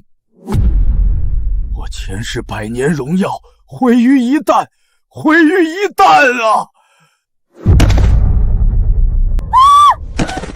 父亲，都是我害了父亲，害了钱家呀！钱夫人，当年宋家到底因何被灭？你可知道详情？钱若雨，你若还想钱氏一族能有活命的机会，速速从实招来，否则的话，我说就是。宋家被灭前半个月，宋燕山曾来过青城山，找到我父亲，想将宋韵托付给我们，并且愿意将宋家独门药方奉上，当作报答。竟有这种事？后来呢？据他所言，东瀛人觊觎宋家手中的一本绝世秘籍，几次三番出高价想买，都被宋燕山以华夏武道不能泄密拒绝。后来，东瀛人就开始不断对宋家的生意使绊子，可你们并没有答应。父亲当时还气愤大姐与宋燕山私奔一事，所以就……你们既然知道我父亲数次拒绝东瀛人，也知道东瀛人对宋家虎视眈眈，为何后来宋家被诬陷时，你们不站出来替他证明？你们就眼睁睁看着宋家被诬陷成卖国贼，举族上下78口被灭，内心就没有一丝愧疚之情吗？神主，这些都是我母亲和爷爷干的，不关我的事儿啊！您报仇，只管杀了他们！畜生，我打死你！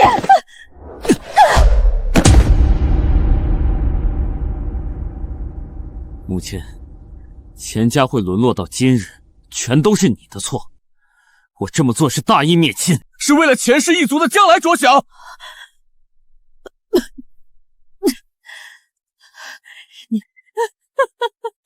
这就是我养的好儿子，报应啊！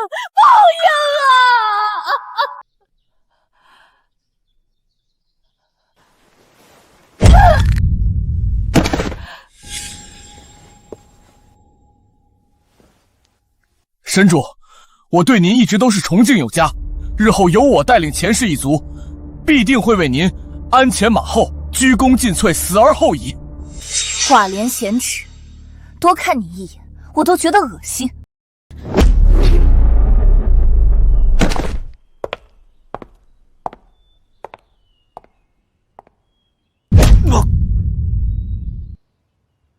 前世有你这种畜生，才是彻底完了。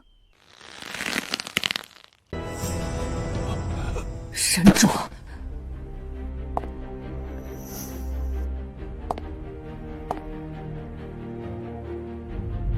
神主，既然宋氏一门当年受尽冤屈，属下立刻让人公告天下，严明其中立败，还宋家一个公道。真的吗？若是能如此，那家主在天之灵也能得到安息了。不行。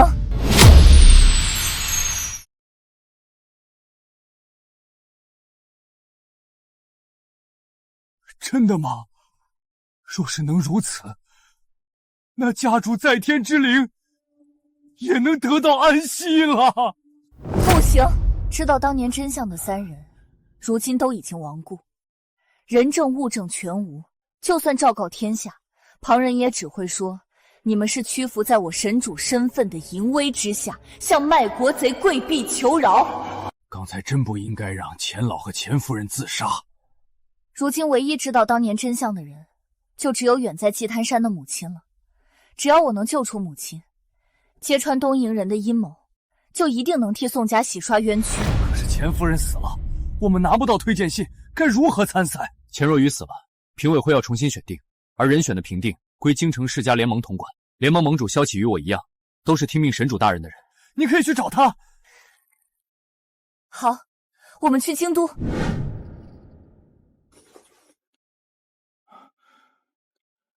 小姐，你一个人去实在太危险了，我真的是不放心。我看咱们再去找萧家主要一份推荐信，我陪你一起去比赛。四叔，你就不用担心了，参赛的那些人根本不是我的对手。而且我这一次最主要的目的是要找机会潜入山中，看能不能找到母亲。一个人反而更便利。都是四叔没用。要是我不是个残废，就不用让你一个人孤军奋战。四叔，东瀛人知道我的身份，这次比赛肯定会使绊子。你留在外面，万一我有什么意外，你也可以去找萧启支援我。是，四叔明白了。是，四叔明白了。1年1度的武道锦标赛即将开始。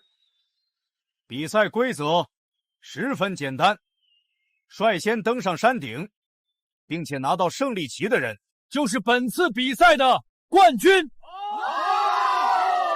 在比赛过程中，会设置各种关卡，阻碍你们。无法突破关卡或举白旗投降者，自动退赛。若诸位没有异议，请签下生死状。历届武道比赛死亡者不在少数，今年的关卡尤为艰难。你一个姑娘家，还是趁早回去，否则一旦破了相，或者摔胳膊断腿，那可是一辈子都毁了。还是担心你自己吧。哼，脾气倒不小。可惜今年的冠军非我莫属。怎么回事？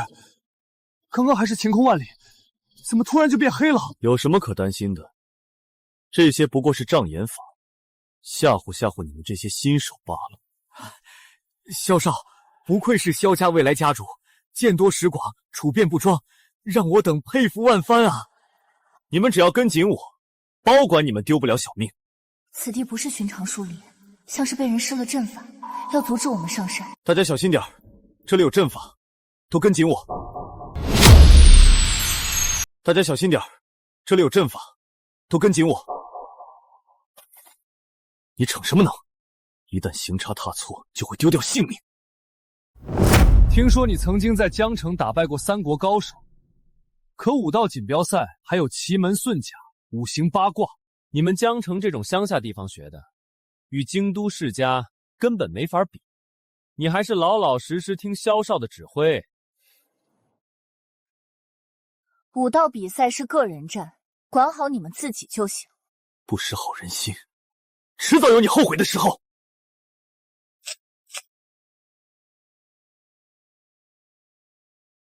怎么样？找不到出去的路，知道后悔了吧？难道你知道如何出去？一开始我就看出来，此处是被下了五行阵中的阴阳双虚法。只要我们按照五行阵相反的规则，就可以出去。萧少果然学富五书，连如此晦涩的阵法都知道。宋韵，现在你服气了吗？臭丫头，我们萧少大发慈悲的教会了你，还不赶紧下跪磕头谢恩？耍嘴皮子没用，走得出去才是真本事。哼，我看你是不见棺材不掉泪。好，我就走出去让你瞧瞧，什么是真本事。我们走了快20分钟了，明明就在眼前，为什么一直走不出去？这个地方是我们刚刚走过的，我们被困住了。这可怎么办？这山林中断水断粮，我们撑不过3天就会化为一具干尸的。这可怎么办？这山林中断水断粮，我们撑不过3天就会化为一具干尸的。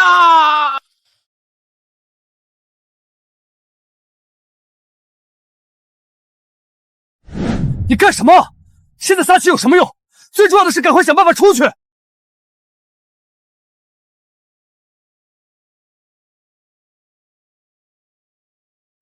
看来这宋韵已经被困得狂躁，竟然批树泄愤。哼，简直就是一个蠢货。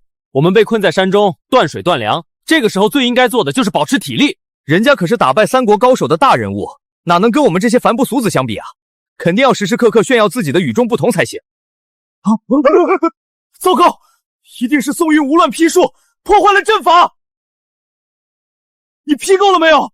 你非要把我们都害死才满意吗？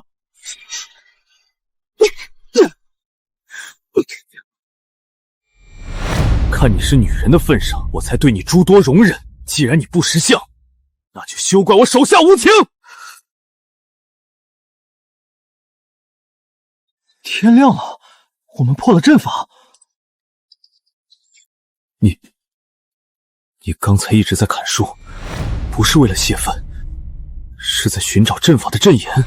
可你是怎么找到的？任何阵法都有破解，之所以看不清，不过是因为身在其中，不得其法。若阵法被毁，阵眼自会显现。原来是这样，想不到你还精通5行阵法。雕虫小技。他不过是运气好才会破了阵法，有什么好得意的？哼！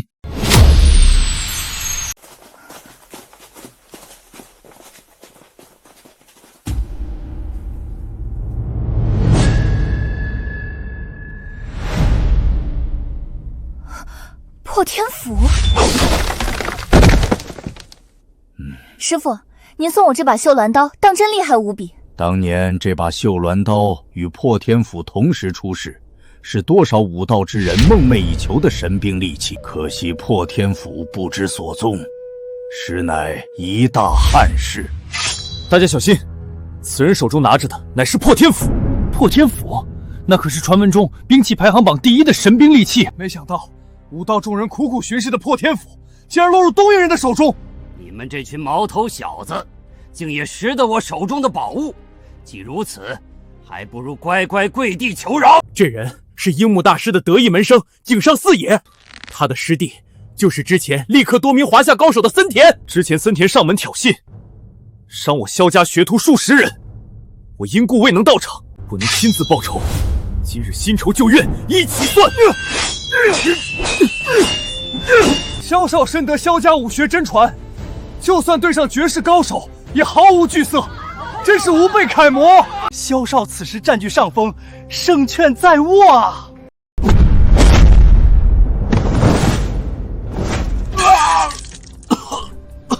不自量力的东西，受死吧！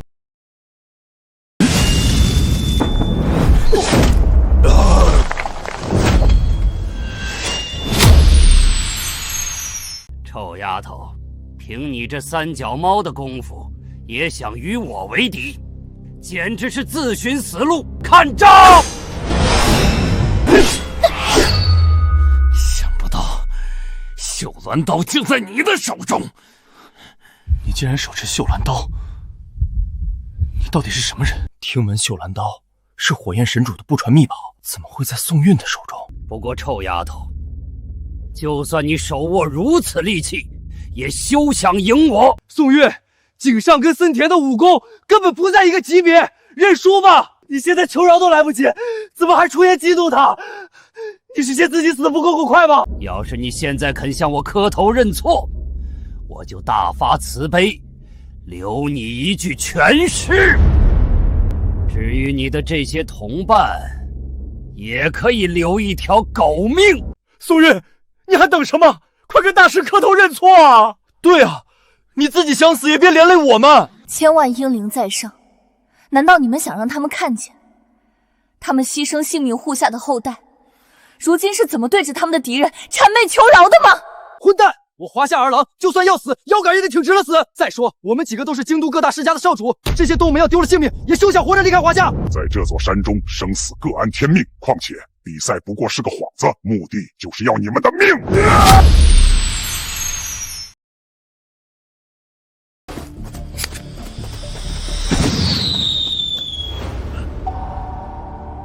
现在才想起来求救欧妈了，看他你们都要死在这里！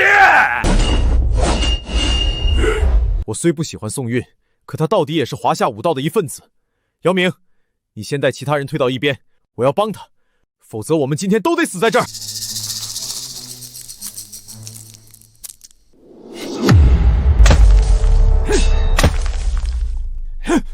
八嘎！暗中偷袭，算什么英雄好汉？可你这种狗贼，用不着谈江湖道义。有本事你来杀我！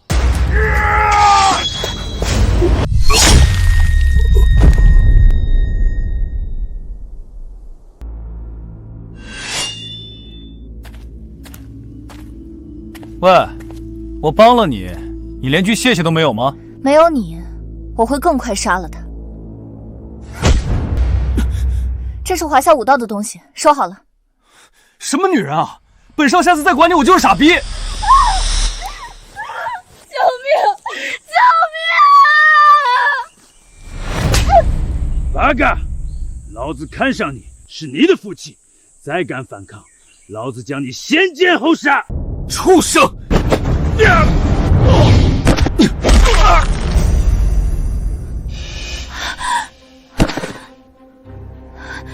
多谢少爷相救，举手之劳而已，不值一提。哼，你一个姑娘家，为什么会陷在这个荒郊野外？我叫小环，父母都是这山中农户。前几日村子里来了一伙东瀛人，强行要征收我们的土地，我们不从，就对拳打脚踢，还将我掳走。东瀛狗贼！竟在我华夏土地上如此耀武扬威，实在可恶！各位少爷小姐，你武功高强，能不能救救我爸妈？你一个农村姑娘，怎么看出来我们个个武功萧强的？想不到堂堂华夏武道第一宋燕山的女儿，竟然轻松栽在我的手上。看来你也是名不副实。宋燕山。宋韵竟然是卖国贼宋燕山的女儿！萧少，我看不如趁他现在身受重伤，一刀了结了他。萧少，还犹豫什么？当年宋燕山杀了我们那么多前辈，你们萧氏也有人受害。如今我们杀了宋韵，也是替天行道。你说的没错，国仇家恨，不能不报。宋韵，你放心。我会给你一个痛快，不会让你死得太痛苦。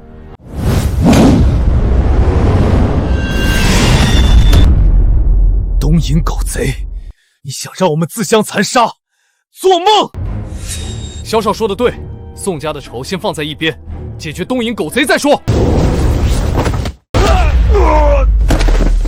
哼，现在轮到你。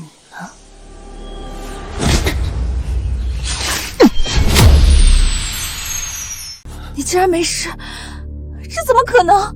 我敢单枪匹手上山，又怎么可能毫无防备？从你出现开始，我就知道这是个圈套。你的匕首虽然锋利，但也不可能戳破我的软气甲。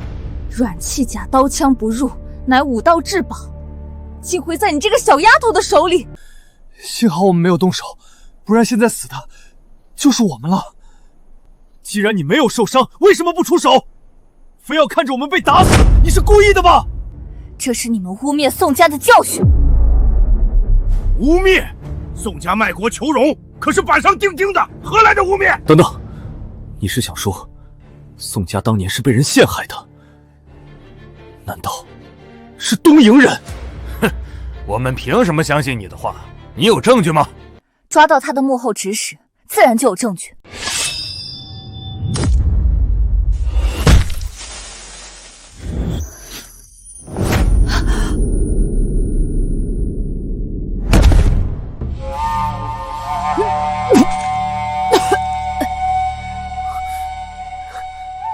你别再运功了，这银针已经流进身体，根本无法运功逼出。这毒针并没有毒性，对方耗费这么多功夫，不会只想让我被银针折磨。这山里怎么会笛子的声音？但是又不像是奏曲，反倒像是在召唤什么东西。他们是在召唤毒蛇，伤口无法愈合，鲜血不仅会引来毒蛇，还能召唤猛兽，到时候我就会成为他们的食物。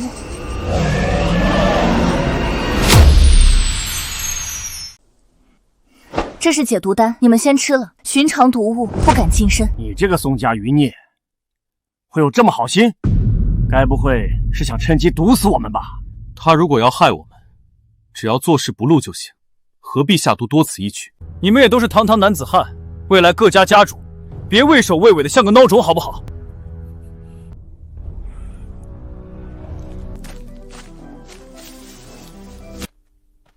你拿这些药草干什么？我师父曾说过，天下万物相生相克，凡有毒物者，7步内必有解药。药材混上这解毒丹，铺在四周形成结界，任何毒物都不敢靠近。你是要运功逼出毒针吗？你们只要乖乖待在结界里，就会安全。小少，这可是诛杀宋家余孽的良机呀！要不然我们……宋运几次三番救我们，要是我们真的干出背后偷袭的事，跟那些东瀛狗有什么两样？萧少说的是，看在他救我们一命的份上，我们替他护法，只当报答。这毒针虽在我周身经脉运转，无法轻易逼出，但师父曾教我倒转经脉之法，或可一试。此处经脉乃是你功法死门，一旦被敌人掌控，必死无疑。师父，那我该如何做？我来教你逆转经脉之法，待你学会，便可随意扭转体内穴位经脉，让敌人无法掌控。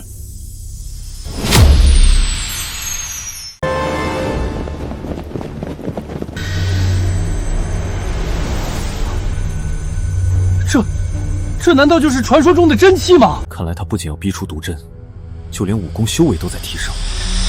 不好，有人来了！我们的目标是宋运，你们这群支那猪速速离开，否则死！呸！就凭你们这几个东瀛走狗，也敢在这儿耀武扬威？现在不是80年前，我华夏大地轮不到你们做主。想要我们离开，得先问问小爷们手中的剑答不答应。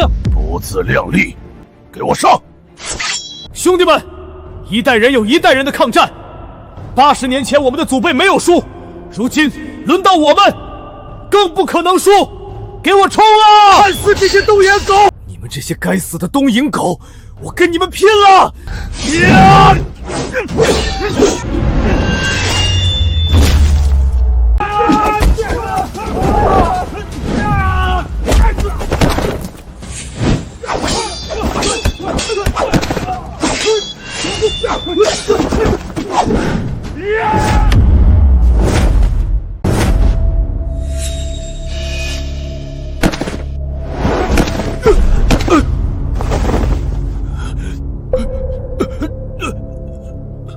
堂堂萧家少主，不过如此。呸！狗贼，要杀就杀，别说那么多的废话。不过，你敢杀我吗？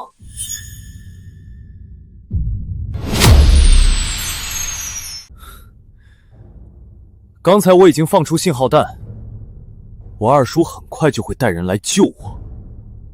除了我，这里还有姚家、钱家的少主，个个都是华夏举足轻重的大家族。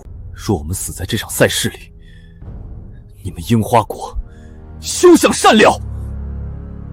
哼，谁说是我们杀了各家少主？明明是宋家余孽狂性大发，为夺冠军，丧心病狂杀害各家少主。我东瀛武士拼尽全力，死伤无数，终杀了宋运，为华夏武道报仇。至于这手镯，也理当作为谢礼，归我们樱花国所有。原来你们的目的是要陷害宋运，正大光明的拿走手镯，无耻！华夏武道全都是一群垃圾，宋家铁骨铮铮，却被你们骂成卖国贼。宋家手镯自然该归我们。你是说，当年宋家是被你们陷害的？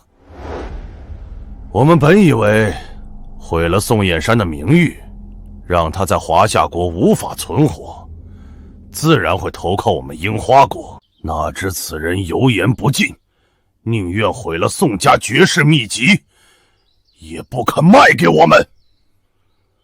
如此冥顽不灵之人，我们只能斩草除根。你们这群畜生！哈哈哈哈！当初走绕宋家最狠，最恨不得将他们挫骨扬灰的，可是你们华夏人自己，现在倒变得义正言辞了。哼！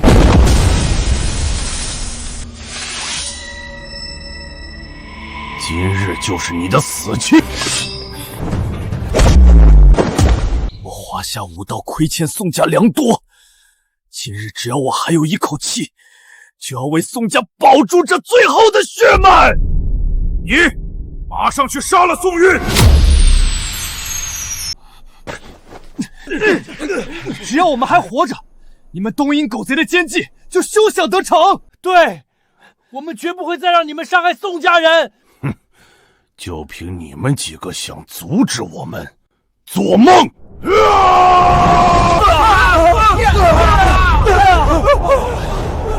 把这些人统统带走，我可没有耐心再陪他们玩了。不要啊！宋云醒了，他醒了！给我上，杀了他！蚍蜉撼树，找死！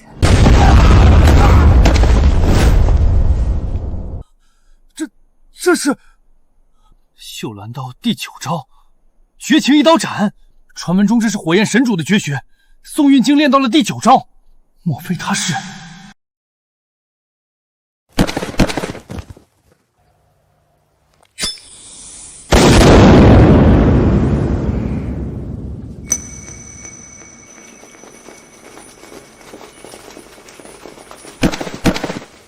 属下救驾来迟，还请神主恕罪。小姐，小姐，你没事吧？四叔，你别担心，全靠这个手镯，不仅帮我逼出体内的盲针，还提升了修为。可惜时间太短，未能全部炼化手镯的力量。小姐竟有如此奇遇，一定是家主在天有灵在保佑您。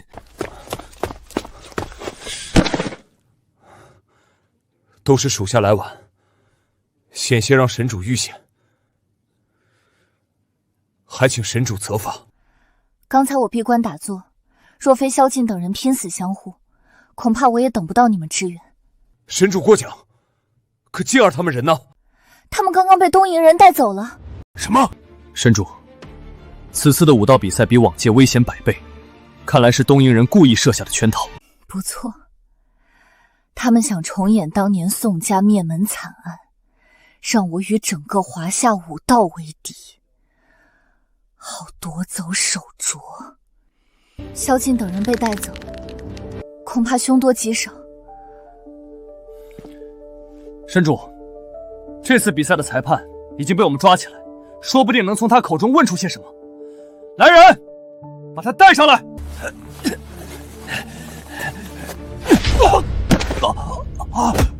说是谁指使你们在比赛中下毒手的？冤枉啊，战神大人！武道比赛一向是生死各安天命的，哪有什么人指使啊？还不说实话？我看你是不见棺材不掉泪。是佐藤五郎指使的，他想重演当年宋家事件，诛杀各家青年一代，阻止华夏武道崛起。他就在山顶的石室里。萧启，你下山通知各大世家，让他们小心戒备。青叶、四叔，你们随我上山救人。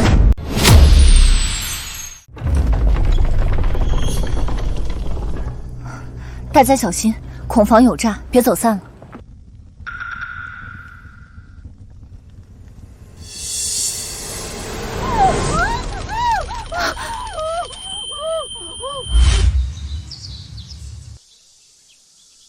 韵儿，快到母亲这儿来，母亲做了你最爱吃的芙蓉糕。母亲最好了。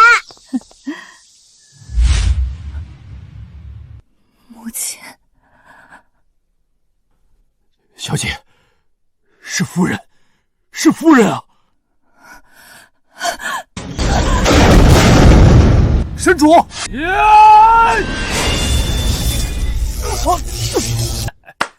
这是我纯钢打造的牢笼，上面还通了电，任何武器都休想能斩断。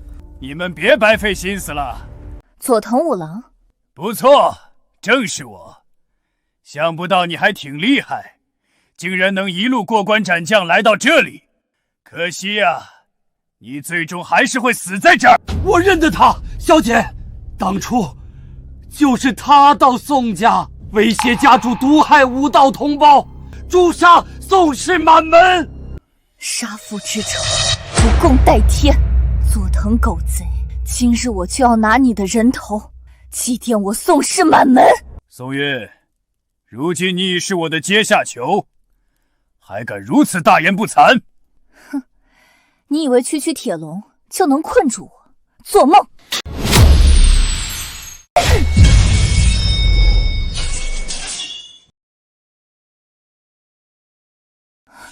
狗贼，你干什么？快放开我母亲！再犹豫下去，我的条件可不止如此了。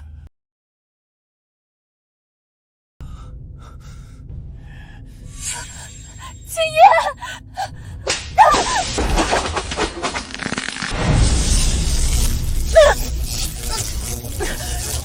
狗贼，敢欺辱神主，简直找死！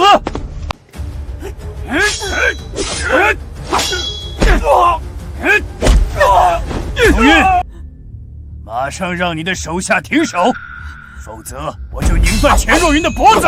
不要！青叶，住手！马上住手！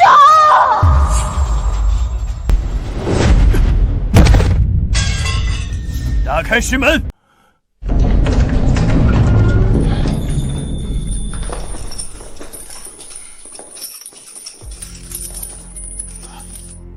是几位少家主？狗贼，你到底想干什么？你这个卑鄙小人！战神大人，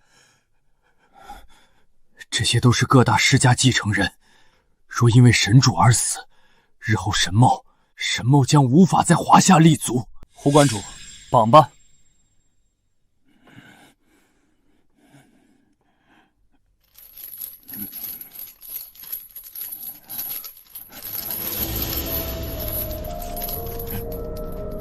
别想跟我耍把戏，用铁钩穿过他的琵琶骨，废了他的武功。狗贼，你找死吗？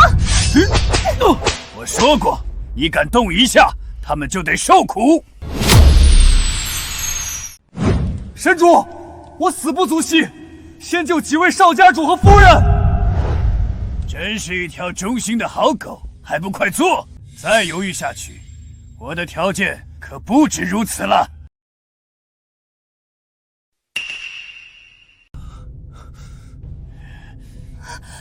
青叶，切，你可真是不听话！不听话的狗，就是要被教训！住手！佐藤狗贼，我要杀了你！我一定会杀了你的！生气了？这才只是前菜而已。住手！给我住手啊！四叔，母亲！我打！小姐，住手！你们这群狗贼，住手啊！什么火焰神主、青叶战神，我呸！如今还不是像狗一样任我折磨？宋韵，只要你将首创交出来，我可以免你受皮肉之苦。这些人，我也能留他们一条狗命。小姐不要！手串是大器至宝，是宋家全族牺牲性命保全的东西，千万不能交给东野狗贼啊！神主，千万别为了我们妥协，不能上东野狗贼的当。韵儿，母亲看到你平安长大，已经很满足。不要再让母亲拖累你，母亲好累了，该去见你父亲了。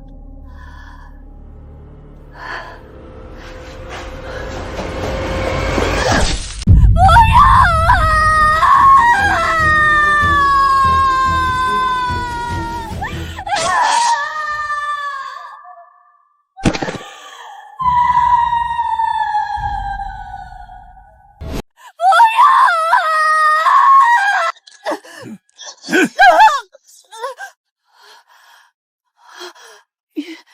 韵儿，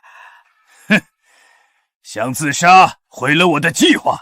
没有你这个废物，我还有其他筹码。母亲，母亲，狗贼，放开我母亲！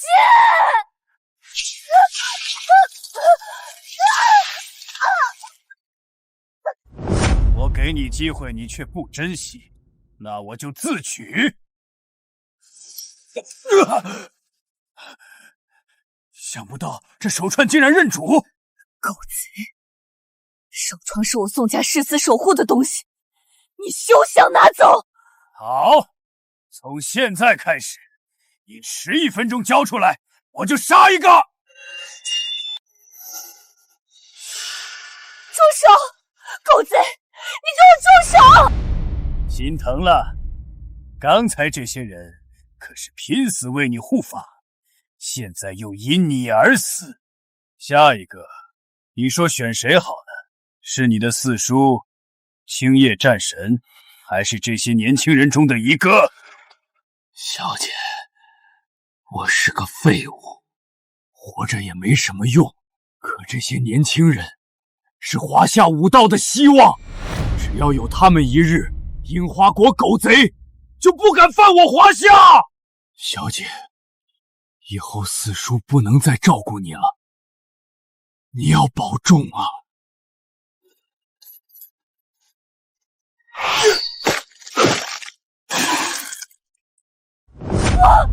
四叔，副关主，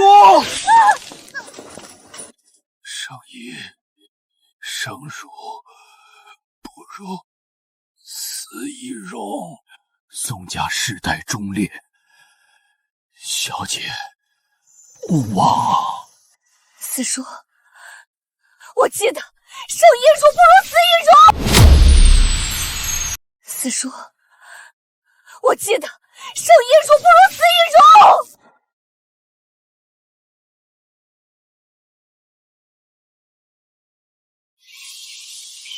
果然是大天之宝，竟然有如此大的能量，我一定要得到它！快给我抢回来！哼，一群蝼蚁想偷我华夏至宝，你们也配！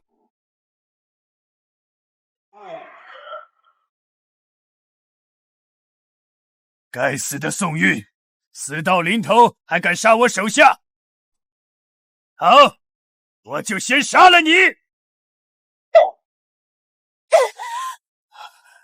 这是千年蚕丝所编织，刀枪不入，怎么会？今日我就要为父母亲、四叔，还有当年宋家78口讨回血债！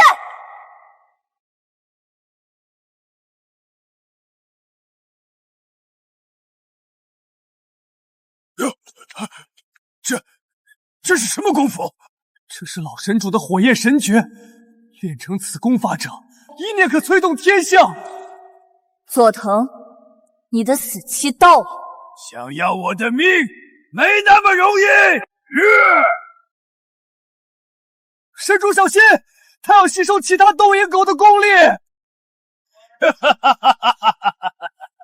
这是我佐藤家的黑暗秘术，至阴至毒，中者必死。妖魔邪祟，岂可战胜我华夏正气？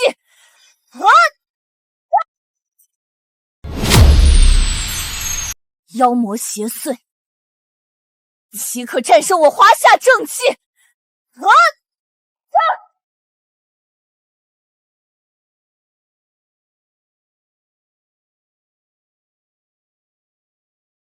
母亲，母亲，你醒醒，醒醒啊！还好，还有气息。神主，胡关主还没死，他还有微弱的气息。神主，首创与火焰令都蕴含巨大的能量，如今您已将两者引为一体，若以您的鲜血为引，输出这股力量到夫人和胡关主身上，说不定可以起死回生。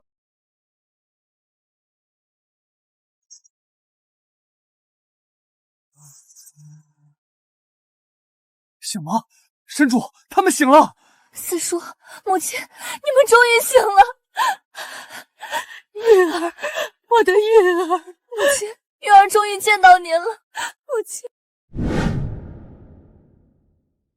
神主，如今宋家的冤屈已经昭告天下，国主也下令为宋家总修书立传，搭建祠堂供后人祭拜。您何不留在京都？樱花国的阴谋被揭穿，如今正在大肆搜捕境内樱花残部，若神主在此，也能威慑他们。佐藤五郎已死，剩下的小喽啰不足为惧。国主将家父的骨灰归还，宋家也正在重建。我要带着母亲与四叔回去，让父亲落叶归根。既如此，我们就不多留神主了。日后你有任何吩咐，随时传信。倾城诀武功博大精深，希望你能带领京都各家少家主勤加修炼，日后也好为华夏武道尽力。神主放心，我一定好好修炼，不辜负您的期望。母亲，四叔，我们回家。好，回家。